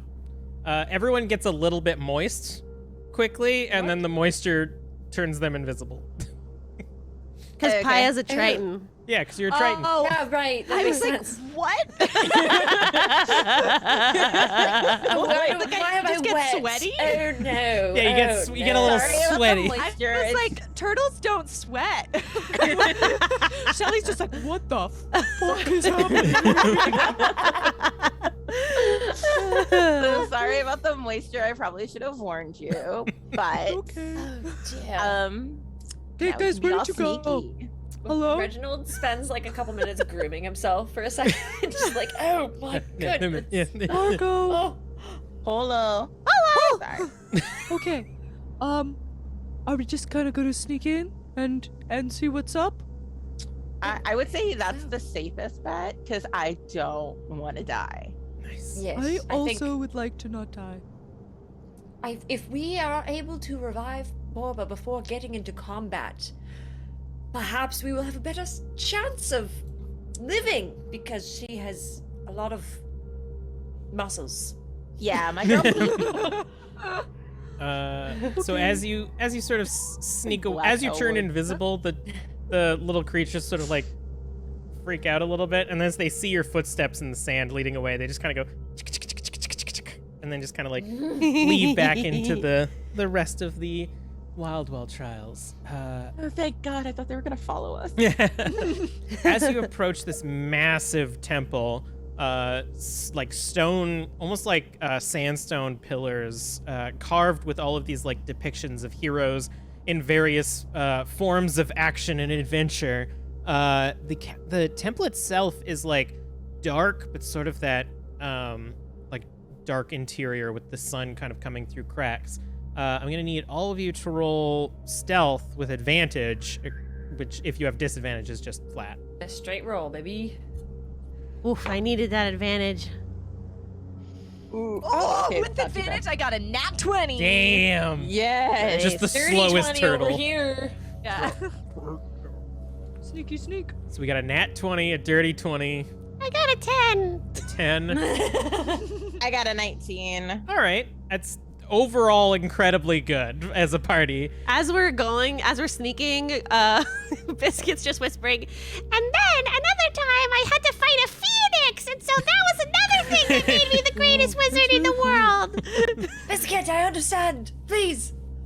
What? Okay, We are being stealthy. sorry. This is a part that I okay. actually I'll wrote forgive you. something, so I'm so excited.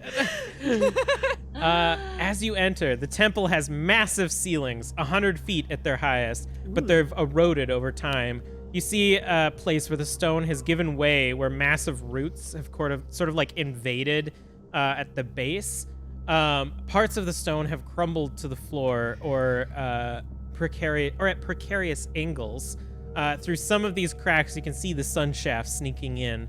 There's just enough to fill the room with dim light. Occasionally, rocks and sand will fall, creating a soft echo throughout the chamber, kind of like covering a lot of your footsteps as well. Before you, the room stretches a good 250 feet or so. The path leading to the back is obscured by fallen pillars, stone architecture, and remains of statues. You make out what remains of crimson adornments that used to fill in this room, but they have long since faded from time and exposure. Deep into the chamber is what appears to be a massive statue on the far wall. Not much can be seen from here, but you can see what looks like a long beak sort of curled into a spiral. On the statue, right? Yeah. Oh wait, we're invisible. There's no sign of Borba anywhere. Should we just try to stick around? Don't get through. Stage I think that whisper. would be best. Okay, I slowly walk around. I walk around the edge of the room, kind of Pink Panther style. All right. And are you heading sort of to like the back where the statue is? Just like around the edge? Yeah, I suppose so, because we don't see any kind of exit or anything in this room, correct? Yeah. Or it's like sort next door. as like this temple almost now appears to be more of like a like not memorial, like celebration of past Wild winners. You see like statues of like heroic looking figures. Their hands and like heads have been like crumbled to time. You see like wizards with like stone spells formed around them that are all sort of like withered and soft now. And it sort of reminds Biscuit and Reginald of the halls of the Wildwell trials that depicted like all of the past winners and stuff like that. Mm-hmm.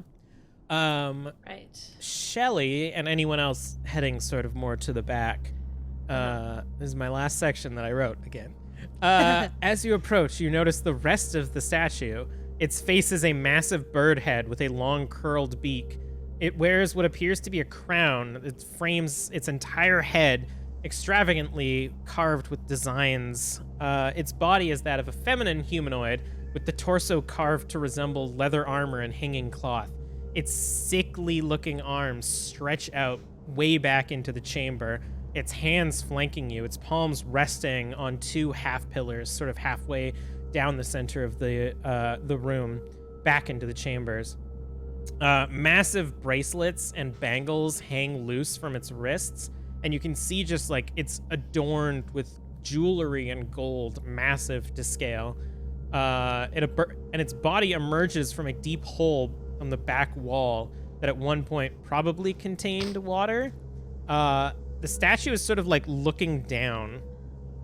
Looming over what you now notice is an elaborate altar with a crescent pool around it, also devoid of water. Lying on the top of the altar, unmoving and pale, is the body of Borba. And at the base sits a large pile of questionable-looking pasta. I heard pasta when you said that. That's what That's I said. what they Okay, cool. said. I just wanted to be clear. Yes. Give me anyone who's getting close. Give me a perception check. I will do. This is I when followed, so. B. Dave Walters joins the Zoom call. I got a 12. I got a 13. All right. I got a What? I'm going to use my advantage here. All I'm right, gonna roll sick. again. I got a 26. You know what? Damn.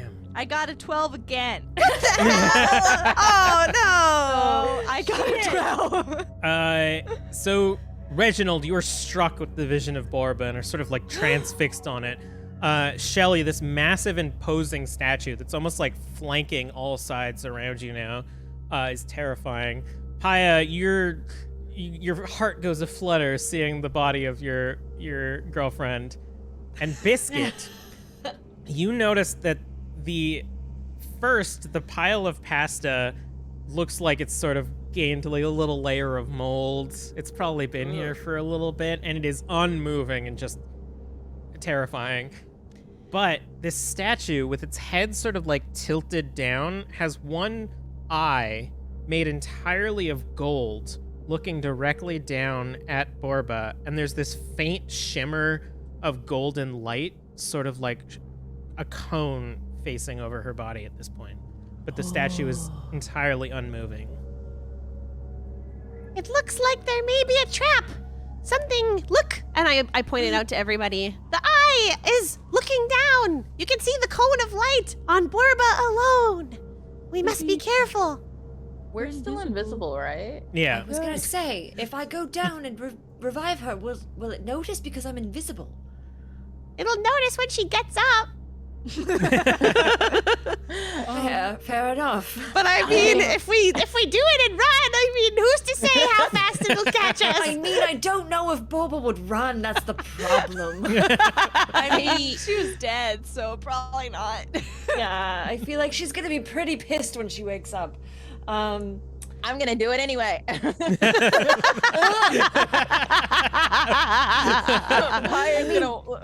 gonna walk over. Yeah. Okay, sweet. Yeah, Paya's actually. I think we all do. Okay, all just sweet. We all got emotionally Revivify. Awesome. Side Amazing. note, Revivify probably won't work because it's been like 4 days. I have resurrection. All right. No, we had Gentle I was like, I have Repose. resurrection. There you go. Resurrection is like 100 days. We it's also 100. cast Gentle Repose Yeah, on that's Borba right. before her Reginald body did, left, yeah. which Good is call. why we're doing this. Yeah. So yeah, I'm gonna go down and cast restoration, and then like give Borba the kiss of life. As you walk towards the altar where Borba's body is lying, you sort of like pass through that threshold where Biscuit had pointed out the light. And as you reach your hand forward to cast Revivify, you notice that you can see your hand now. Oh, no. And you feel all the magic that is on you has been blocked and dispelled. God. And you try to cast your spell and you don't feel anything.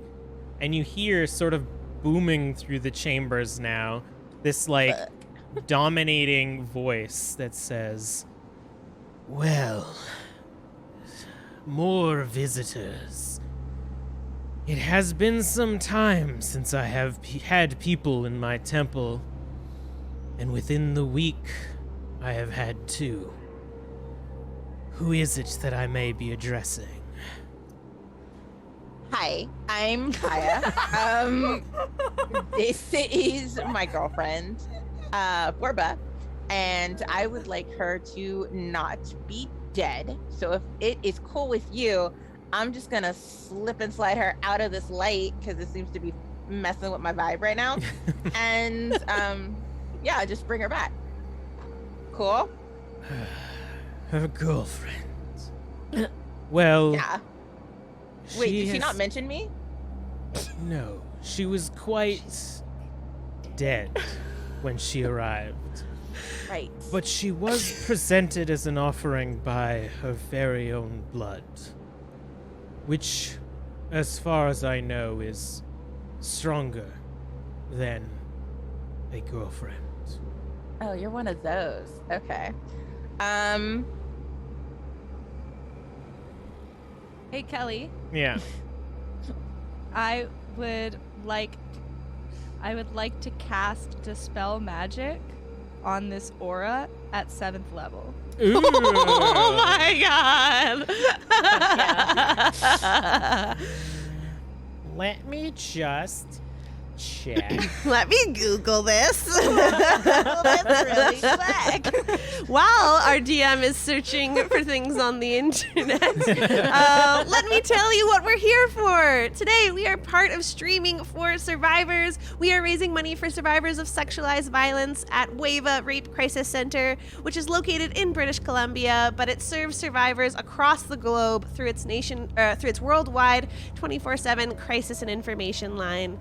Just $35 provides an hour of funding for that line that survivors, their family members, can access at any time to get the support that they desperately need.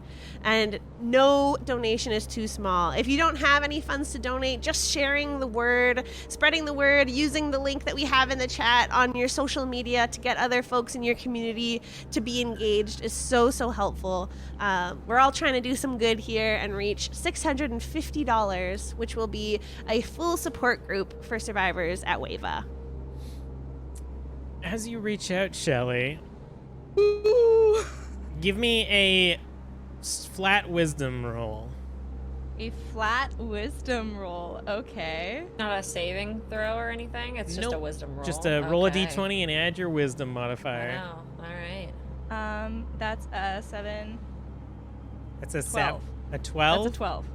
As you reach out and harness your most powerful dispel magic, you feel the twilight energy shoot out of you and hit this golden eye, and it almost like flinches for a moment, but never stops facing Borba. As your invisibility fades from casting a spell, you feel that you are not powerful enough to dispel this ability. But you are now visible, and you see now the left eye that isn't looking at Borba sort of like shifts, and you hear this like crumbling of like rock moving up against rock as the carved pupil looks directly at you and says, "Ah, another guest. Excellent. This statue was a bad idea. I knew it. What is it that you... Casper knew it. Kaya didn't. I would like to attempt to start climbing the statue to try to reach the eye. All right. I mean, the eye is like... Its head is like bent down, basically, with the eye facing Borba. So it's about 15 feet above the ground, but you can sort of like climb up its torso to get around its head. Yeah. And as I climb, I would like to, before I move, I would like to say in Celestial, what would be an offering that would meet your standards to replace her. You see the eye sort of And like then I move to go and climb the statue. and then run away. And then I'm like, hey, you don't know where I am, bitch. Fuck you. you see the eye sort of like shift looking for you. As you approach like the base of the statue where its torso is, you can see it like goes down into like this endless chasm that you can't see the base of, but you're able to like climb up. Give me an athletics to climb onto like this sort of carved cloth and leather. Sweet. I'm gonna go ahead and use one of my nat 20s on this Nice. one. As you harness the ability of donations, you manage to Yeah. grab onto the stone and begin climbing up. And as the eye is like shifting, looking around, it says, "Well, the first guest that I received offered his services in exchange for his sister's remains. I have been looking for a powerful figure to spread my power across the globe. Unfortunately, the tethers that kept this one alive ended abruptly, with no warning whatsoever." And you sort of like, you're now like climbing sideways like a cat hanging on the wall. Yeah, I'm just Up to this like large golden eye that is just sort of like staring at Borba. What I would like to do in that case, I think I am going to. Oh, I'm sorry. I had Borba's character sheet out because I was like, Not yet. Not quite yet. Not yet. What are my options It here? was so close with that dispel magic. Yeah, I was like, I'm ready for it. I'm ready for it. While Sir Reginald is climbing invisibly, I'm going to quickly, just under my breath, cast Shield of Faith on myself. You just like focus. Fuck, I'm visible. Yeah. What is Biscuit doing while this is happening? As I've seen all of my caster friends trying to use their magic, do I get the feeling that if I was inside the cone, I could cast something, or it's just the barrier of passing through that's stopping it? Give me an Arcana check. Okay. This is very I got a curious. terrible Another idea. fucking nat one. Are you fucking kidding me? What is happening? Hey, don't you have a nat 20 you can use? I can't. I already rolled. I mean, you can use if it was $80. You can use the nat 20 after rolling if you want. Use it. Um, Use it. Yeah, I used it. I rolled, and then I was like, "Nah, that's shit. I'm gonna use my nat 20." Yeah, go for it. if you want. Okay, sure. I'll use my donated nat 20. All right, as you think about it, you're like, I don't fucking know. And then Gravy is like, smacks you on the head, just like gives you bats on the head, and you're like, oh, right. Of course. Yeah,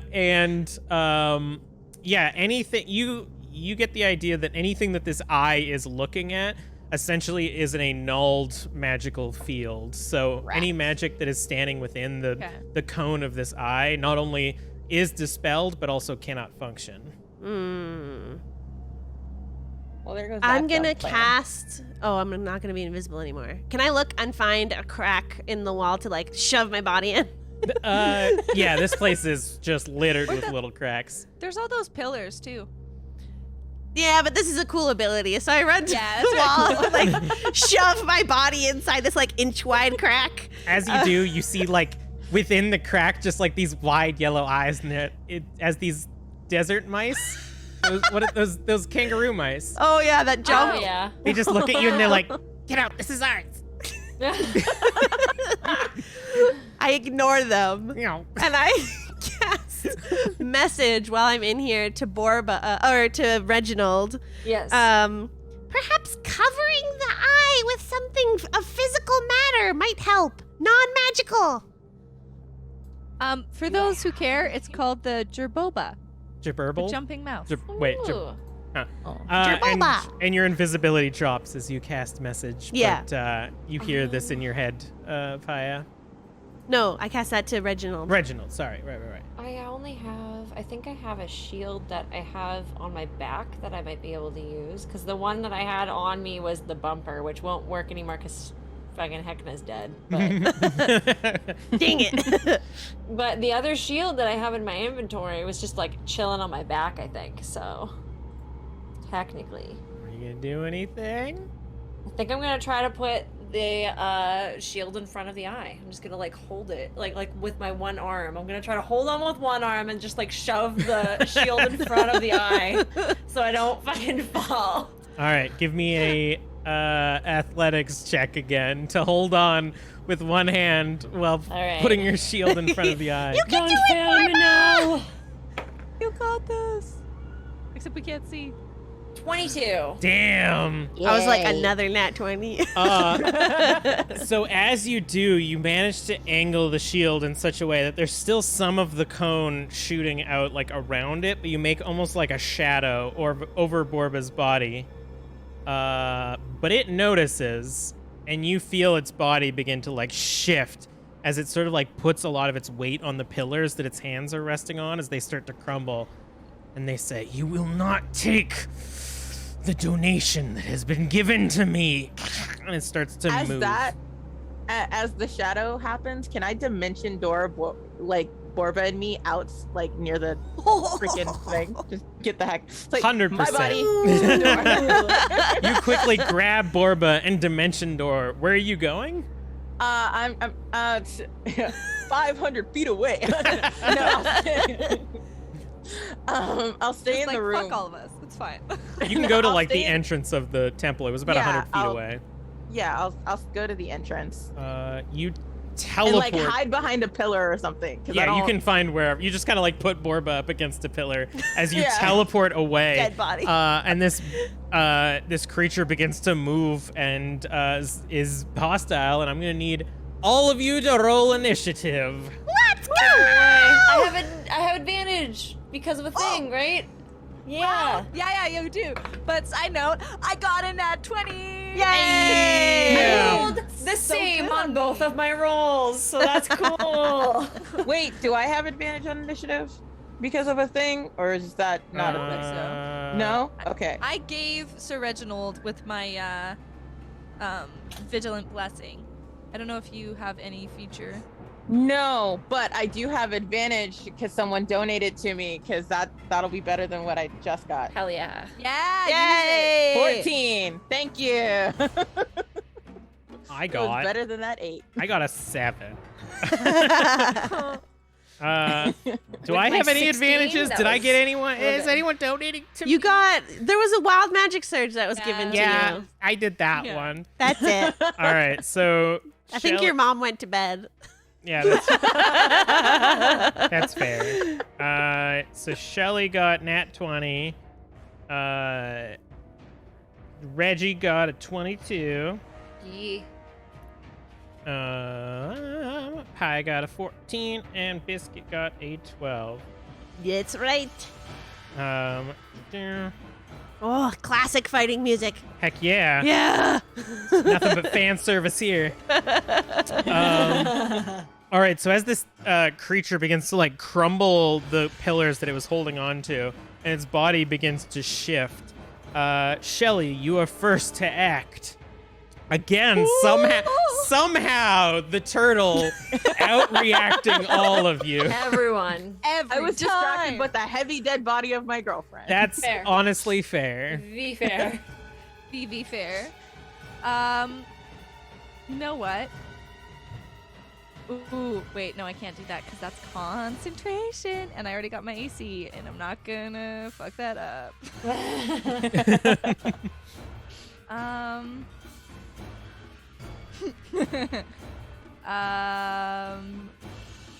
Well, first off, we'll bonus action spiritual weapon and attack this giant celestial.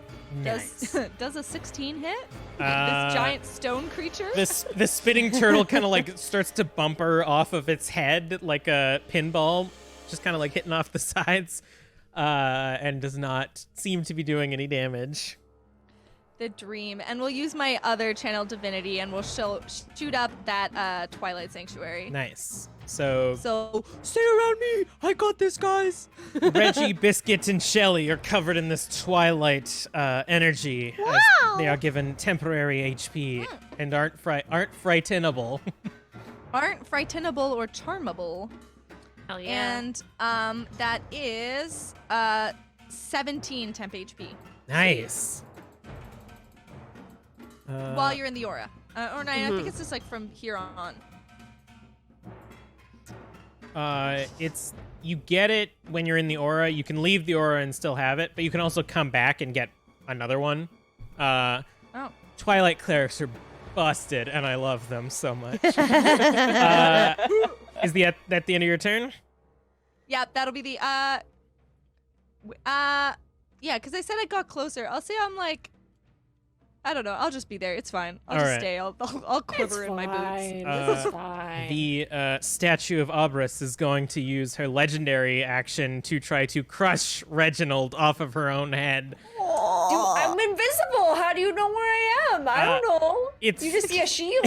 You're holding a shield. Something is blocking its Yeah, eye. the shield's not invisible, but I feel like you're gonna aim for the It's like shield. it's I like don't know. when your screen stops working. Her eye isn't working right now. She's gonna try to smack it to make it work Oh boy. again. All right. But attacks against invisible people Yeah, do have it will be a disadvantage. disadvantage. Don't. Oh my god, I can't hit. Guys, I can't hit. It's okay, neither do I. I keep getting nat ones. Wait, maybe. So that's a 17?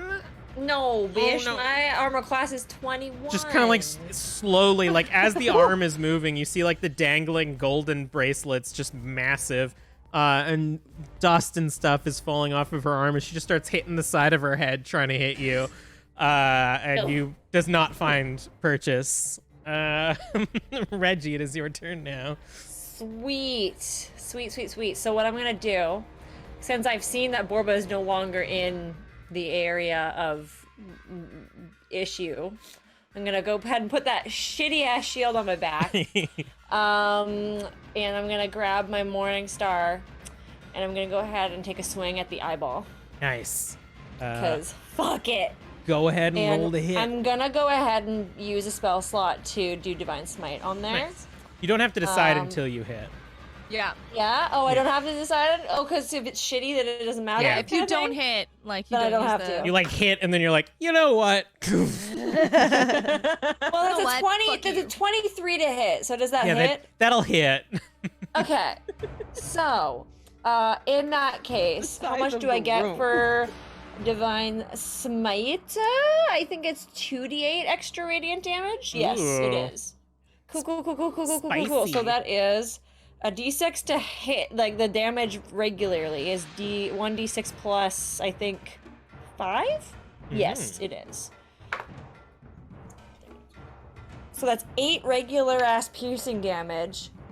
And then I'm gonna go ahead and do a d8, 2d8 regular, good old radiant damage. So that's 8, 9, 10, 11, 12, 13, 14 radiant damage. Ooh, nice. And then I'm assuming I will become visible. after Yeah, as doing you just that. start hitting this eye, and you see like motes of light burst off of Cool. it. You are Amazing. now visible. Well, I'd and be like, I will just say in Celestial, hello there. and she is going to use her legendary action to fuck. shift her gaze, and the golden eye is going to shift and turn to Shelly. As you are Oh, okay, cast good. in this golden light, you feel the Twilight Sanctuary fade from you. Oh no! And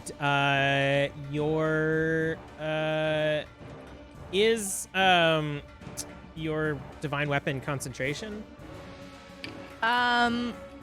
Yes. All right. You also see the spinning turtle in the air disappear. So as we all lose our temp HP? you're cast. I think you keep your temp HP, Oh, okay. but you can't get more now. Okay. As your That's so magic is mean. dispelled. That's so Rude. mean. And Oh, it there. is That's now rude. Paya's Oh. turn. Paya is going to cast Resurrection on. Yeah. Get ready, Get ready. Rachel. Go, Rachel, go! 2 character sheets at once! Go! Ooh, I got a question for you though, Paya, and I'm so sorry. Did you put all of your wealth into the bag of holding before entering the temple? No. Okay, perfect. Here we go. So you are able to expend the 1 gold worth of a diamond. As you, what do you say to your beloved as you resurrect her? Babe, I really don't want to die. Wake up. Question for you before 10 out I of 10. become another character that I have to deal with. How much HP do I get as I am resurrected? Is it just 1? Am I just resurrected for 1 HP?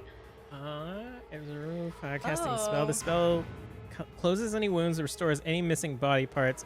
Coming back from the dead is an ordeal. The target takes a -4 penalty to all attack rolls, saving throws, and ability checks. Every time the target finishes a log rest, it goes away. So I'll say that you are fully healed. Okay, but I get -4 to everything that I'm doing. Yeah, exactly. Okay. As you just sucking in dust God, and what sand, the fuck? you see the face of Paya in front of you. Oh my god, it worked. Oh my god, this is really awkward. Hi, I sent you a letter the other day. Yeah, I got it. And then I heard you died. Wait, I died? Wait, Yeah, no, I knew I apparently. died. Fuck, the fucking meatball. God damn it. I'm a bitch. And I immediately go into a rage because of the meatball. All right, As my bonus action, I'm giving Borba my bardic inspiration. nice. Yes. That counteracts the -4. It's a little smooch. Hey. Is it a little smooch A on the little bit. cheek? Just a quick little, like, babe, I'm so happy you're no longer dead. And then I kick you on the Wait, cheek. so and like, hold on. As you give me a pat on the cheek, I'm like, wait, so does that, are we like, so you got my letter, so like, are we like, you know, Are we official? I've been calling you my girlfriend this whole entire time. Like, I crossed the I desert. mean, I for wasn't you. here, so like, I didn't know that. So But, like, I crossed the desert for you, and like now we're gonna fight a god. wait, we're in a so- desert? Yeah. Oh my god. Okay, I have a lot to catch up on. What's We'll do it happening? over dinner. We'll do it over dinner. I promise. Okay. If we survive. Okay, so what do I have to kill to make that happen? Big glowing green eye or gold. Oh fuck, let's I go. don't know. I don't know colors. I don't have any weapons. I'll say that Fuck. Spaghetti didn't take your. No, Reginald did. Damn it, Reginald. Well, then you got to go get it from All right. yourself. Yeah. I'll So just I'm say gonna that you run in are. and be like, what the fuck is going on? I'll say that you are immediately after Paya because that'll be fun. So Borba, it's your Cool. turn. Sounds good to me. Cool. I'm gonna run in and go, what did I miss? And I don't know if I can do anything because I don't think I have anything on me because Reginald literally has all of my shit. So I think my bonus action is to do my movement and to dash. go into a rage because that's what I have That's my right girl. now. I think you could use your action to dash and get up to Abras. Yeah. Cool, and then I'll punch it, I guess. I mean, go for it. Gotta sustain your rage somehow. Yeah, True. right? Okay, so Tavern Brawler Strike, because that's a thing I have. Yeah, because of season 1. Yeah, all coming back. Increases during. We planned it or something. It's a thing. My unarmed strike uses a d4 for damage, so let's go ahead. And I'm enraged, so would I even get? Would I get +3 to that? Heck yeah. Yeah, I would.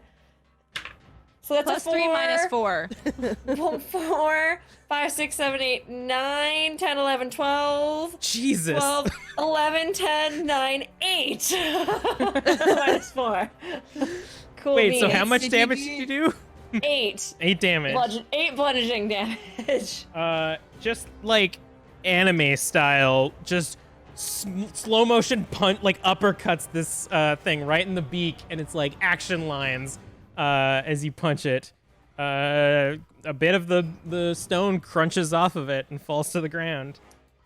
As that happens, I think Reginald hasn't gone off of the statue yet, so Yeah. he's gonna look down and be like, "Mistress, you're alive!" And she's gonna look up and be like, "Who the fuck are you?" It's like, hold on, it's Floof, and she's like, "What the fuck?"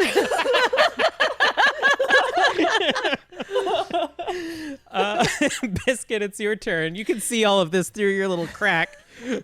As the little mice are like, come on, we've been living here for like 5 years. We own this place. Do you know how expensive rent is at a temple like this? Come on, you're ruining the vibe. Okay, You're like, sorry. You're like 2 inches taller than you should be. Wow. That's a lot to take in. And also, I'm the greatest wizard in the world, so you should probably feel a little bit more hospitable towards me. But I'm leaving. It's fine. And I go outside, and I'm thinking I was going to cast a spell that involved concentration, but now knowing that this eye beam can move and just dispel things, I'm going to instead, at 6th level, cast Scorching Ray and Fuck just yeah, go bud. with 7 rays of fire at Do this it. statue. Specifically, I'll move my body so that it doesn't pass the beam of light coming down. All right, sounds good. So far I've had 3 of them hit because the lowest I've rolled is a 21. Nice. 26, yep. So that's 4 so far. 5. I'm so sorry. I didn't bring out real dice because I'm an idiot. Does a 16 hit? 16 does not hit. Okay, so still 5. 27. That'll hit. Okay, so that's my 7 rolls. 6 of them hit. Only 1 missed. Wow. You are the greatest wizard. Thank you. in the world. And they each do 2d6, so 14 d6. Wow. Ooh, jeez. While you're doing this math, I have a question about the eye. Yeah. So the my spiritual weapon, my shell, isn't concentration, but my shield of faith was. So are both dropped? If your spiritual weapon wasn't, then no, because it was technically outside of the field. Okay. But anything that was concentration, as well as the +2, the like little spinny sand shields are also lost, unfortunately. Oh, that's so sad. Basically, any magic that this thing looks at is dispelled. Wow. Poor Kelly, I'm Shelly. coming for you. You're level 14. I had to do something. We need more donations. Save us. I did 55 fire damage. Heck. Yo. Ugh. And so Biscuit does the same thing of rubbing his paws together as fast as possible, but instead of them like shooting out one at a time, at that point, just like almost like a dragon's breath weapon, like beam of fire just goes from his hands, dousing it in flame. Nice. Yeah, just like chunks of this thing just like bursting off of it. And as you break some of the stone, you see that its core is actually made of solid gold. And that these stones have sort of been like built, or not built, but like the stone is like its skin and the gold underneath is its flesh, I guess. Unclear. And I wish I had heat metal. and you hear behind you, all right, that was pretty cool, I guess. Remember my name, Biscuit Pitter Patter. All right, when we file our insurance claim, I'll make sure to put your name on the papers. And it is anything else on your turn? Stink eye as a free action. Yeah. Well, all right, never mind. And then I'm going to try and I'm not a rogue, so I can't bonus action hide, but I will like dash to a pillar to try and, cover myself a bit. Perfect. It is now Abris's turn. As it is, Abria. Abria Yungar's oh no, here. we're all screwed. Shelly, as the golden light is sort of focused on you, you can see that it starts to intensify, and you start to like feel this like necrotic burning. And I'm going to need a Constitution saving throw from you. The dream. How far away is Shelly from me? I guess it's probably pretty far since I'm up on the thing, on the thing, well, right? I'd say about like 20 feet. Okay, never mind. All right. We Okay, need to be within so- 10 feet. I'm just going to use my other advantage here because I rolled a 12. Cool. And then my other advantage was a 7. Fuck. All of these advantages just didn't go in my favor today. Damn it. You take 22 points of necrotic damage. What the fuck? All right. And you can see that like as it does this, the like eye like glows in intensity. And it's just vibing. It's doing good. Cool. It is now Shelly, your turn. Oh, serendipitous.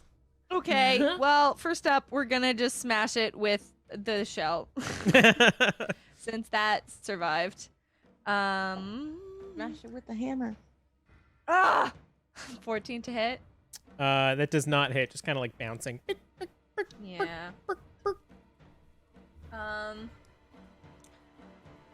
Sorry, I'm just gonna quickly double check what this spell does. If anyone wants to make quick little small talk. Let me tell you about Wave of Rape Crisis Center, which is a fucking fantabulous organization. They provide all sorts of support to survivors of sexualized violence. We are with the survivor. I work at WAVA. WAVA is with the survivor from the moment that they call us to the moment that they feel they've reached the end of this stage of their healing journey, meaning that we're with them at the hospital if they choose to go to the police. If they choose not to go to the police, what other avenues are available to them? We accompany survivors in court so that they can have support and a bit more information when they're there. We do support groups. There are weekly support groups that survivors can attend both virtually and in person, as well as individual counseling sessions that can be taken place over the phone, on Zoom, or as safety permits in person as well. That's amazing. Yeah. So good. And yeah, it's available to all folks of all marginalized genders, which means that it's not just women, it's cis and trans women, non-binary folks, any trans folks, two-spirit people, and genderqueer survivors are all able to use our services, as well as their families. We have specific hotlines for the missing, murdered Indigenous women, two-spirit, and girls that their families can call. And Indigenous survivors are able to skip our wait list, which right now is 2 years long. So all the donations that you're providing for WAVA right now, Streaming for Survivors has hit over $70,000 in donations this year. Holy You shit. love That's to so see it. good. Which is going to make That is such amazing. a dent in that wait list and really help the over 350 survivors that WAVA serves right now. That's incredible. All right. Okay. So, I am currently in the eye. Yeah. Can I get out of the eye? If I just just run. From the like you can tell that it has to like almost concentrate to move the eye, and that you can physically move outside of its gaze, and it's not going to follow you. Okay, I'm moving out of the eye. All right. You kind of like run out of it, and you can sort of feel your connection to your deity kind of like reconnect as you leave the zone. All right. And then we're going to try to banish this creature. Ooh. Wow. Fuck yeah, bud. All right. Oh my goodness. So this I is am loving it. I a am into this. charisma 18 saving throw for them.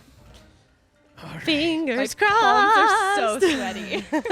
She's not charismatic. She's Yeah, she's no, kind of a she's not bitch, right? charismatic. Point. I have one quick question.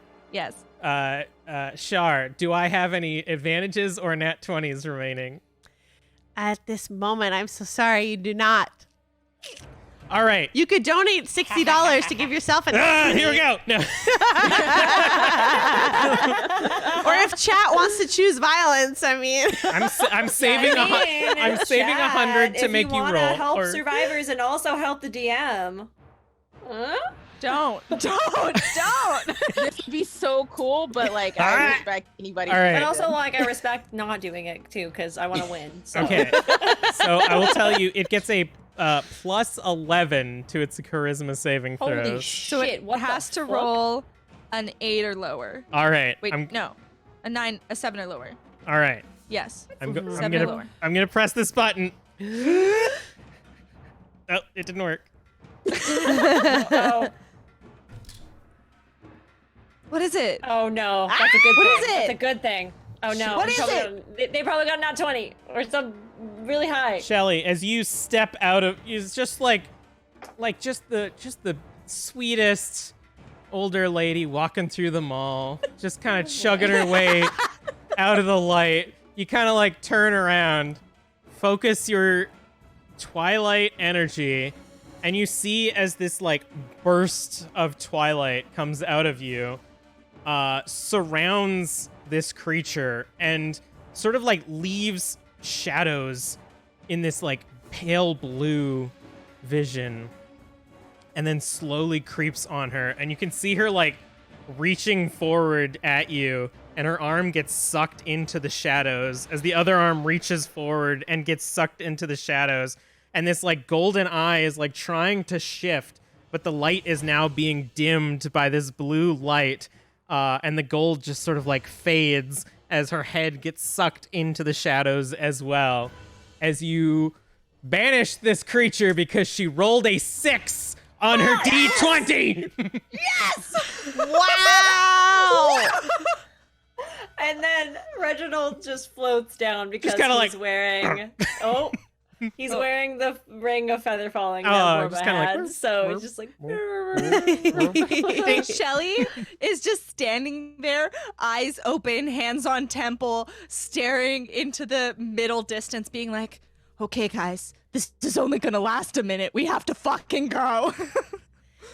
yes. All right. Okay, let's go. Borba, let's Borba, just go. axe, all of your things. Here you go. Yes, take. goodness. Okay, let's go. Borba, we can go to dinner!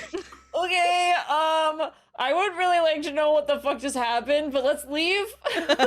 We'll talk about it over dinner. We got it. Okay.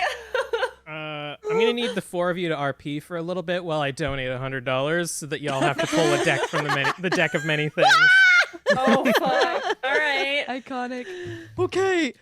Shelly I would say like Shelly's like walking backwards so they can so she can focus on where Aberys was. And she's like, all right, guys, guide me. We got this. I believe in us.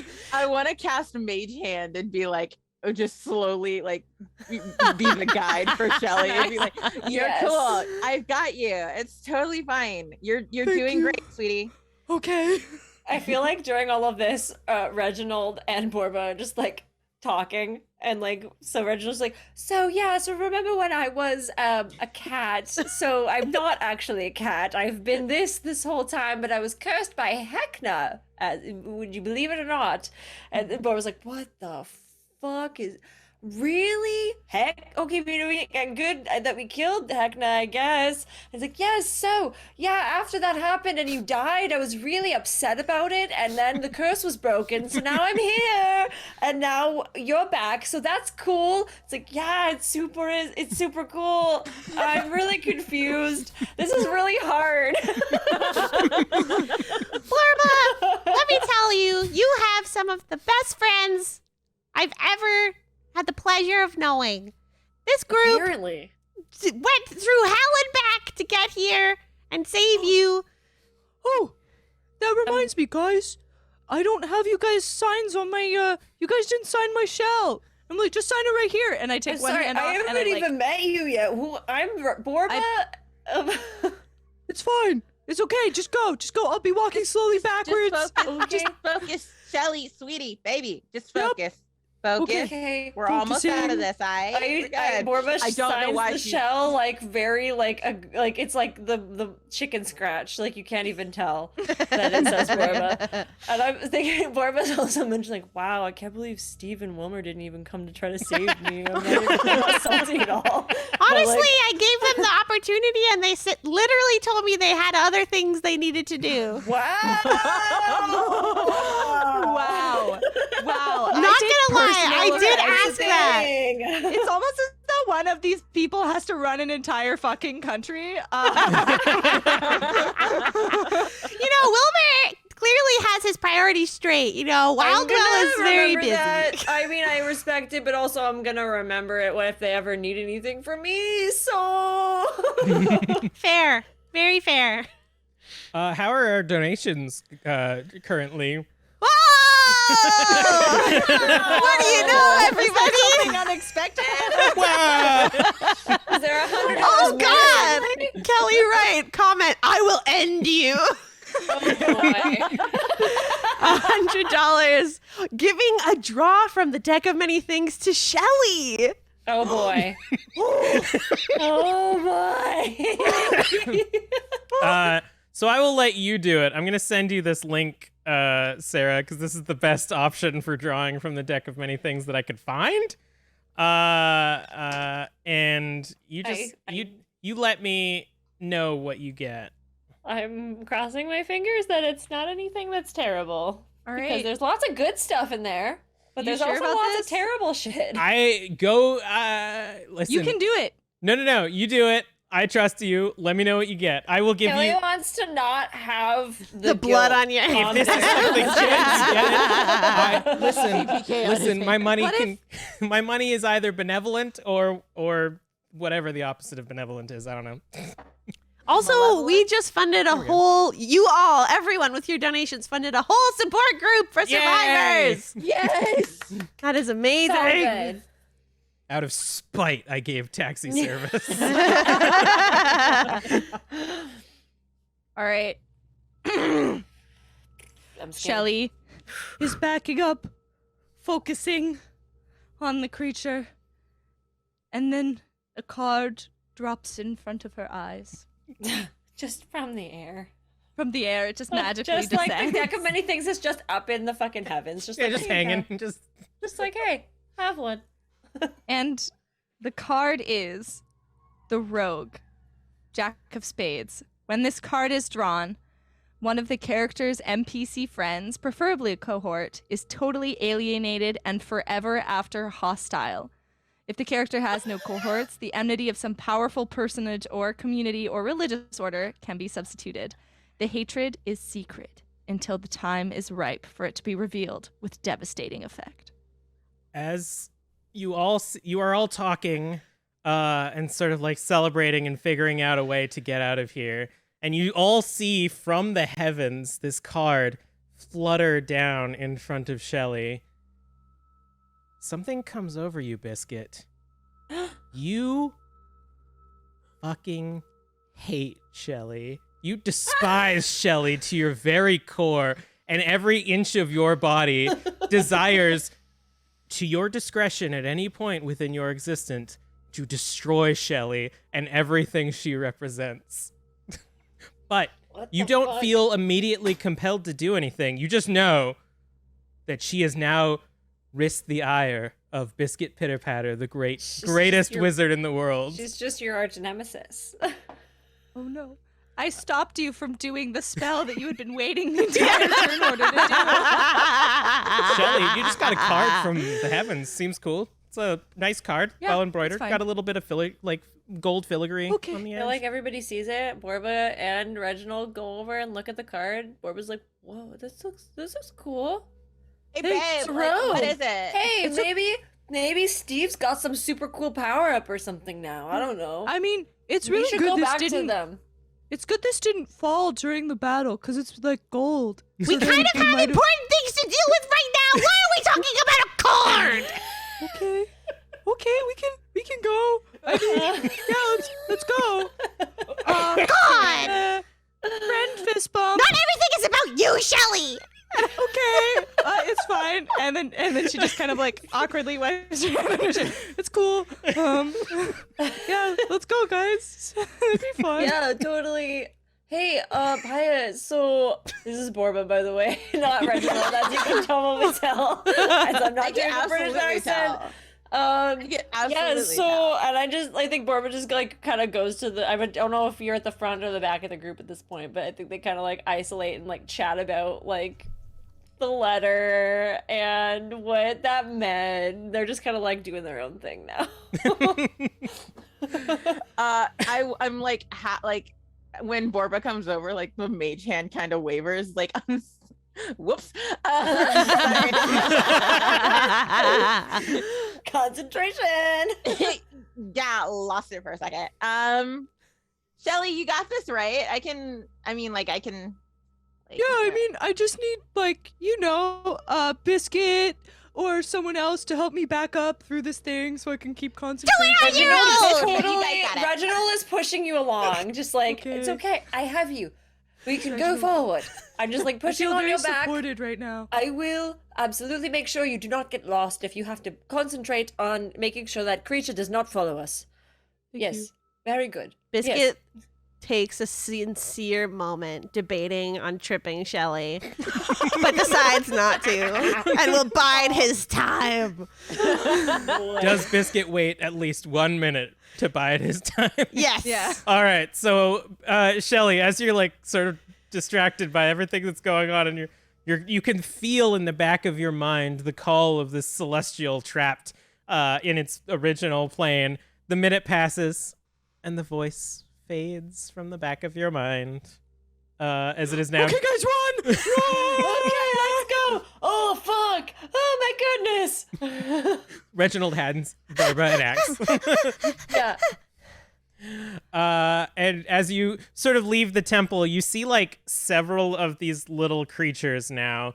The original three sort of like standing still a ways away from the temple, sort of like shaking their heads at you, being a little adorable. But you see kind of like coming out of like cracks and stuff, and sort of like around some of these pillars are dozens and dozens of these tiny little creatures. And as the three sort of like approach the rest of you, the one with the staff sort of like looks up at you, Pi, and sort of like taps you on the foot. Oh, hey, what's up? Hello. Yeah, what's up? I see you. Smudging my shoe. Just making a bunch of noises at you. It's been over an hour, hasn't Yeah. it? Who the hell are these guys? Do I need to hit them? What's going on? No, babe, they're fine. They're Okay. cute. They're creepy, adorable little. Yeah, people. they're creepy, and I don't like them because they're creepy. I don't know if you know about my history with creepy things, but I don't like them. It's gonna be okay. Like let me take care of it. Okay. And I need to see if I've got another trait that lets me talk to people because Because I do not. Yeah, I don't know if that only works once per day. One time. I once think it per might. day. Nice. Whoops. So you can tell they're trying to talk to you, but you don't know what they're saying. And the one with the staff sort of like stands in front of your feet, sort of like using you as a backing, and the other two sort of stand next to them. And the one with the staff starts like pointing at the different collection of little creatures. And they all start sort of gathering into groups. You see that a few of them have like picked some of them that are sort of like wielding tiny little wooden swords and stuff, and a little staves and whatnot. And they've all sort of like collected into like maybe like 10 or so little groups. And you can see the one with the staff just starts like, and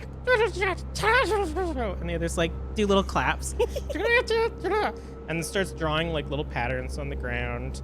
And like one by one, the little groups come up, and they seem to be observing the little patterns. One of them takes out like a tiny little piece of like a fleck of gold and puts it on, and the other one hits him in the back of the head. I cast comprehend languages. Ooh! I'm so sorry. I forgot I had it.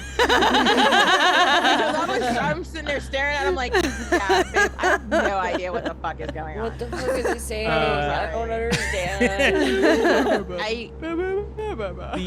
The ones that are like now looking at the little scribblings on the floor, one of them says, "It says, show me only wealth. I have gold. That solves the puzzle." And the other one says, "No, something here has to be the solution. I don't get it." And they all seem to be like arguing, and then the one with the staff just like shakes its head and like pushes them aside and says, "Which one of you of the Chihuahuan Wildwell trials wish to enter next?" And the other group comes forward.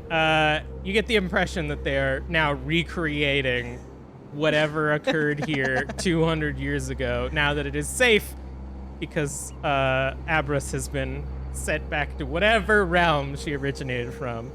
And after a while, you can tell that they have they're just ignoring you now. They're just going about their own business. I let you all know about that. They smudged my shoe for that? That's rude. Perhaps it was a play. Just a entertainment we were supposed to witness. I don't know. Well, I don't know. It was pretty lame. I don't know. I kind of liked Don't tell it. them. Don't tell them I said that. That's really rude. I'm sorry. I won't. Okay. Shelly. And we hear the voice. All right, then, a bunch of stuff happened and they made it back to their original location. Listen, I sort of lost track of them around that point. I didn't actually know what was going on. I got, some messages from a few of them once everything was fine. What did Borba end up doing after she had been rescued by the crew and was able to return to life? I think obviously went on a big old date with Paya, but also went to Stephen Walmer and was like, "What the fuck, man? Hey, I have a whole kingdom to run. I can't just spend it here. I was dead." I really like you, but I'm sorry. Wow. You have no Well, idea you know what? the kind of stuff that I I'm have gonna go to do with Steve's. Rhoda. I'm gonna go to see Steve Pathetic. because they have no excuse. Bye. I thought the And then others I could love handle it, Call me. darling. Sorry, Emily. Yeah.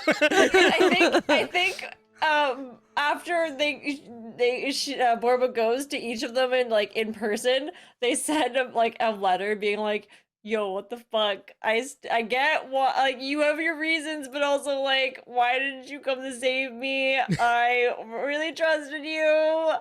Anyways, bye." And just super passive aggressive. Being like, "I thought you were my friend." And then went and was like, "Hey Paya, do you want to just hang out and go out for dinner or something?" And then they go out for dinner. And they talk about all of the things that they have been meaning to talk about. Can I add a cute detail? Yeah. As you walk up to the restaurant that you're going to dinner, as you're walking down the street, you see that the dinner is on the corner of Main Street and Borba Street. They named a street after me. That's so cute. Aw. That is so cute. Yay. What is I think we're pretty good there. And as Marge is like, "All right, whatever. Everyone go. You got your money's worth. You got the original play." And a few of them start clapping, but it's more out of politeness. They're like, the last 3 hours have just kind of been Aggressive. an aggressive woman yelling at us. Someone kept coming by filling her whiskey. That cigar did not get any smaller. It must be magical. They all just sort of leave. They got their playbills and don't really know what to do with them. And they all sort of walk home. As, Somebody was like, "What happened to Reginald?" and we cut away to the top of a secluded tower built into the side of a mountain. A celestial cat sort of purrs atop a shelf full of books and scrolls and various accoutrements. And we see Biscuit. I'm sitting in a circle with candles lit, cross-legged, my paws facing upward, and I cast Dream. And I reach out into Shelly's mind. And Shelly, you are tormented with the visions of the mouse folk that you once knew, able to contort its body and break into the tiniest of cracks. Always following you. Always 2 steps behind, watching. And that's where we're going to leave it. Yay! That was amazing.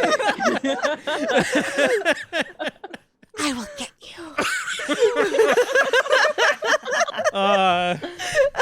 That was better than I could have ever hoped for. I'm so sad for Biscuit. You have an arch rival now. Yeah. Oh, well, do we want I just want to make a note that I haven't touched my I did not get hit once during that whole entire Yeah. campaign. That's Yeah. true. Me either. Yeah, me You all neither. broke my entire encounter with your shenanigans of blindness and your banishment. Yay! I gave her was gonna some try and legendary blind her actions. if you didn't banish her. I was Yeah. it worked the first time. Yep. Yep. I was Ugh. there sitting here with my character sheet. I was like, okay, so either we're gonna fuck this girl up. Oh, Oh, that was too good. amazing that you rolled so close to passing, but not. Yeah. Yeah. Very narrative. Yeah. Do you want to That give was us amazing. a little last spiel, Shar? Sure. Yeah. Everybody that's watching right now, if you enjoyed this, if this was one of your first episodes seeing Tabletop Tiddies, we are performing again tomorrow at 8:30 p.m. PDT. This same cast plus our dear Emily, who wasn't able to make it tonight, will be playing Vampire the Masquerade. And we will be doing, again, streaming for survivors where the donations will still impact the game. You can give auto crits, free rerolls, additional health points, because it's a whole different system with Vampire. So help us smash through some more stretch goals. We have even more giveaways for you. And all of these proceeds are going to be supporting survivors of sexualized violence at WAVA. Just $35 funds an hour of their 24/7 crisis and information line, which receives over 4,000 calls every year from across the globe. Sometimes we're the only place that can pick up the phone or when someone calls. So we don't say no. No matter where you're from, we'll always be there for you. So please donate generously, and we'll see you tomorrow night. There are also many events. Streaming for Survivors is all week long. So if you have other interests, there are people crafting. There's live music happening tomorrow. Podcasts are going to be recorded, gaming, everything. You name it, it's there. So just look up the hashtag Streaming for Survivors and see what you like. Thank you so much, everyone, for taking the time to be a part of this and for donating and affecting the game and just being sweet beans. We're so grateful. And thank you to everybody who participated. Sara, Yay. Casper, Rachel, Kelly, DMing. Oh my goodness. So much effort went into this, and I'm so grateful for all of you for standing for survivors and participating. All right, and with that, good night. Bye, everybody. Bye. Bye.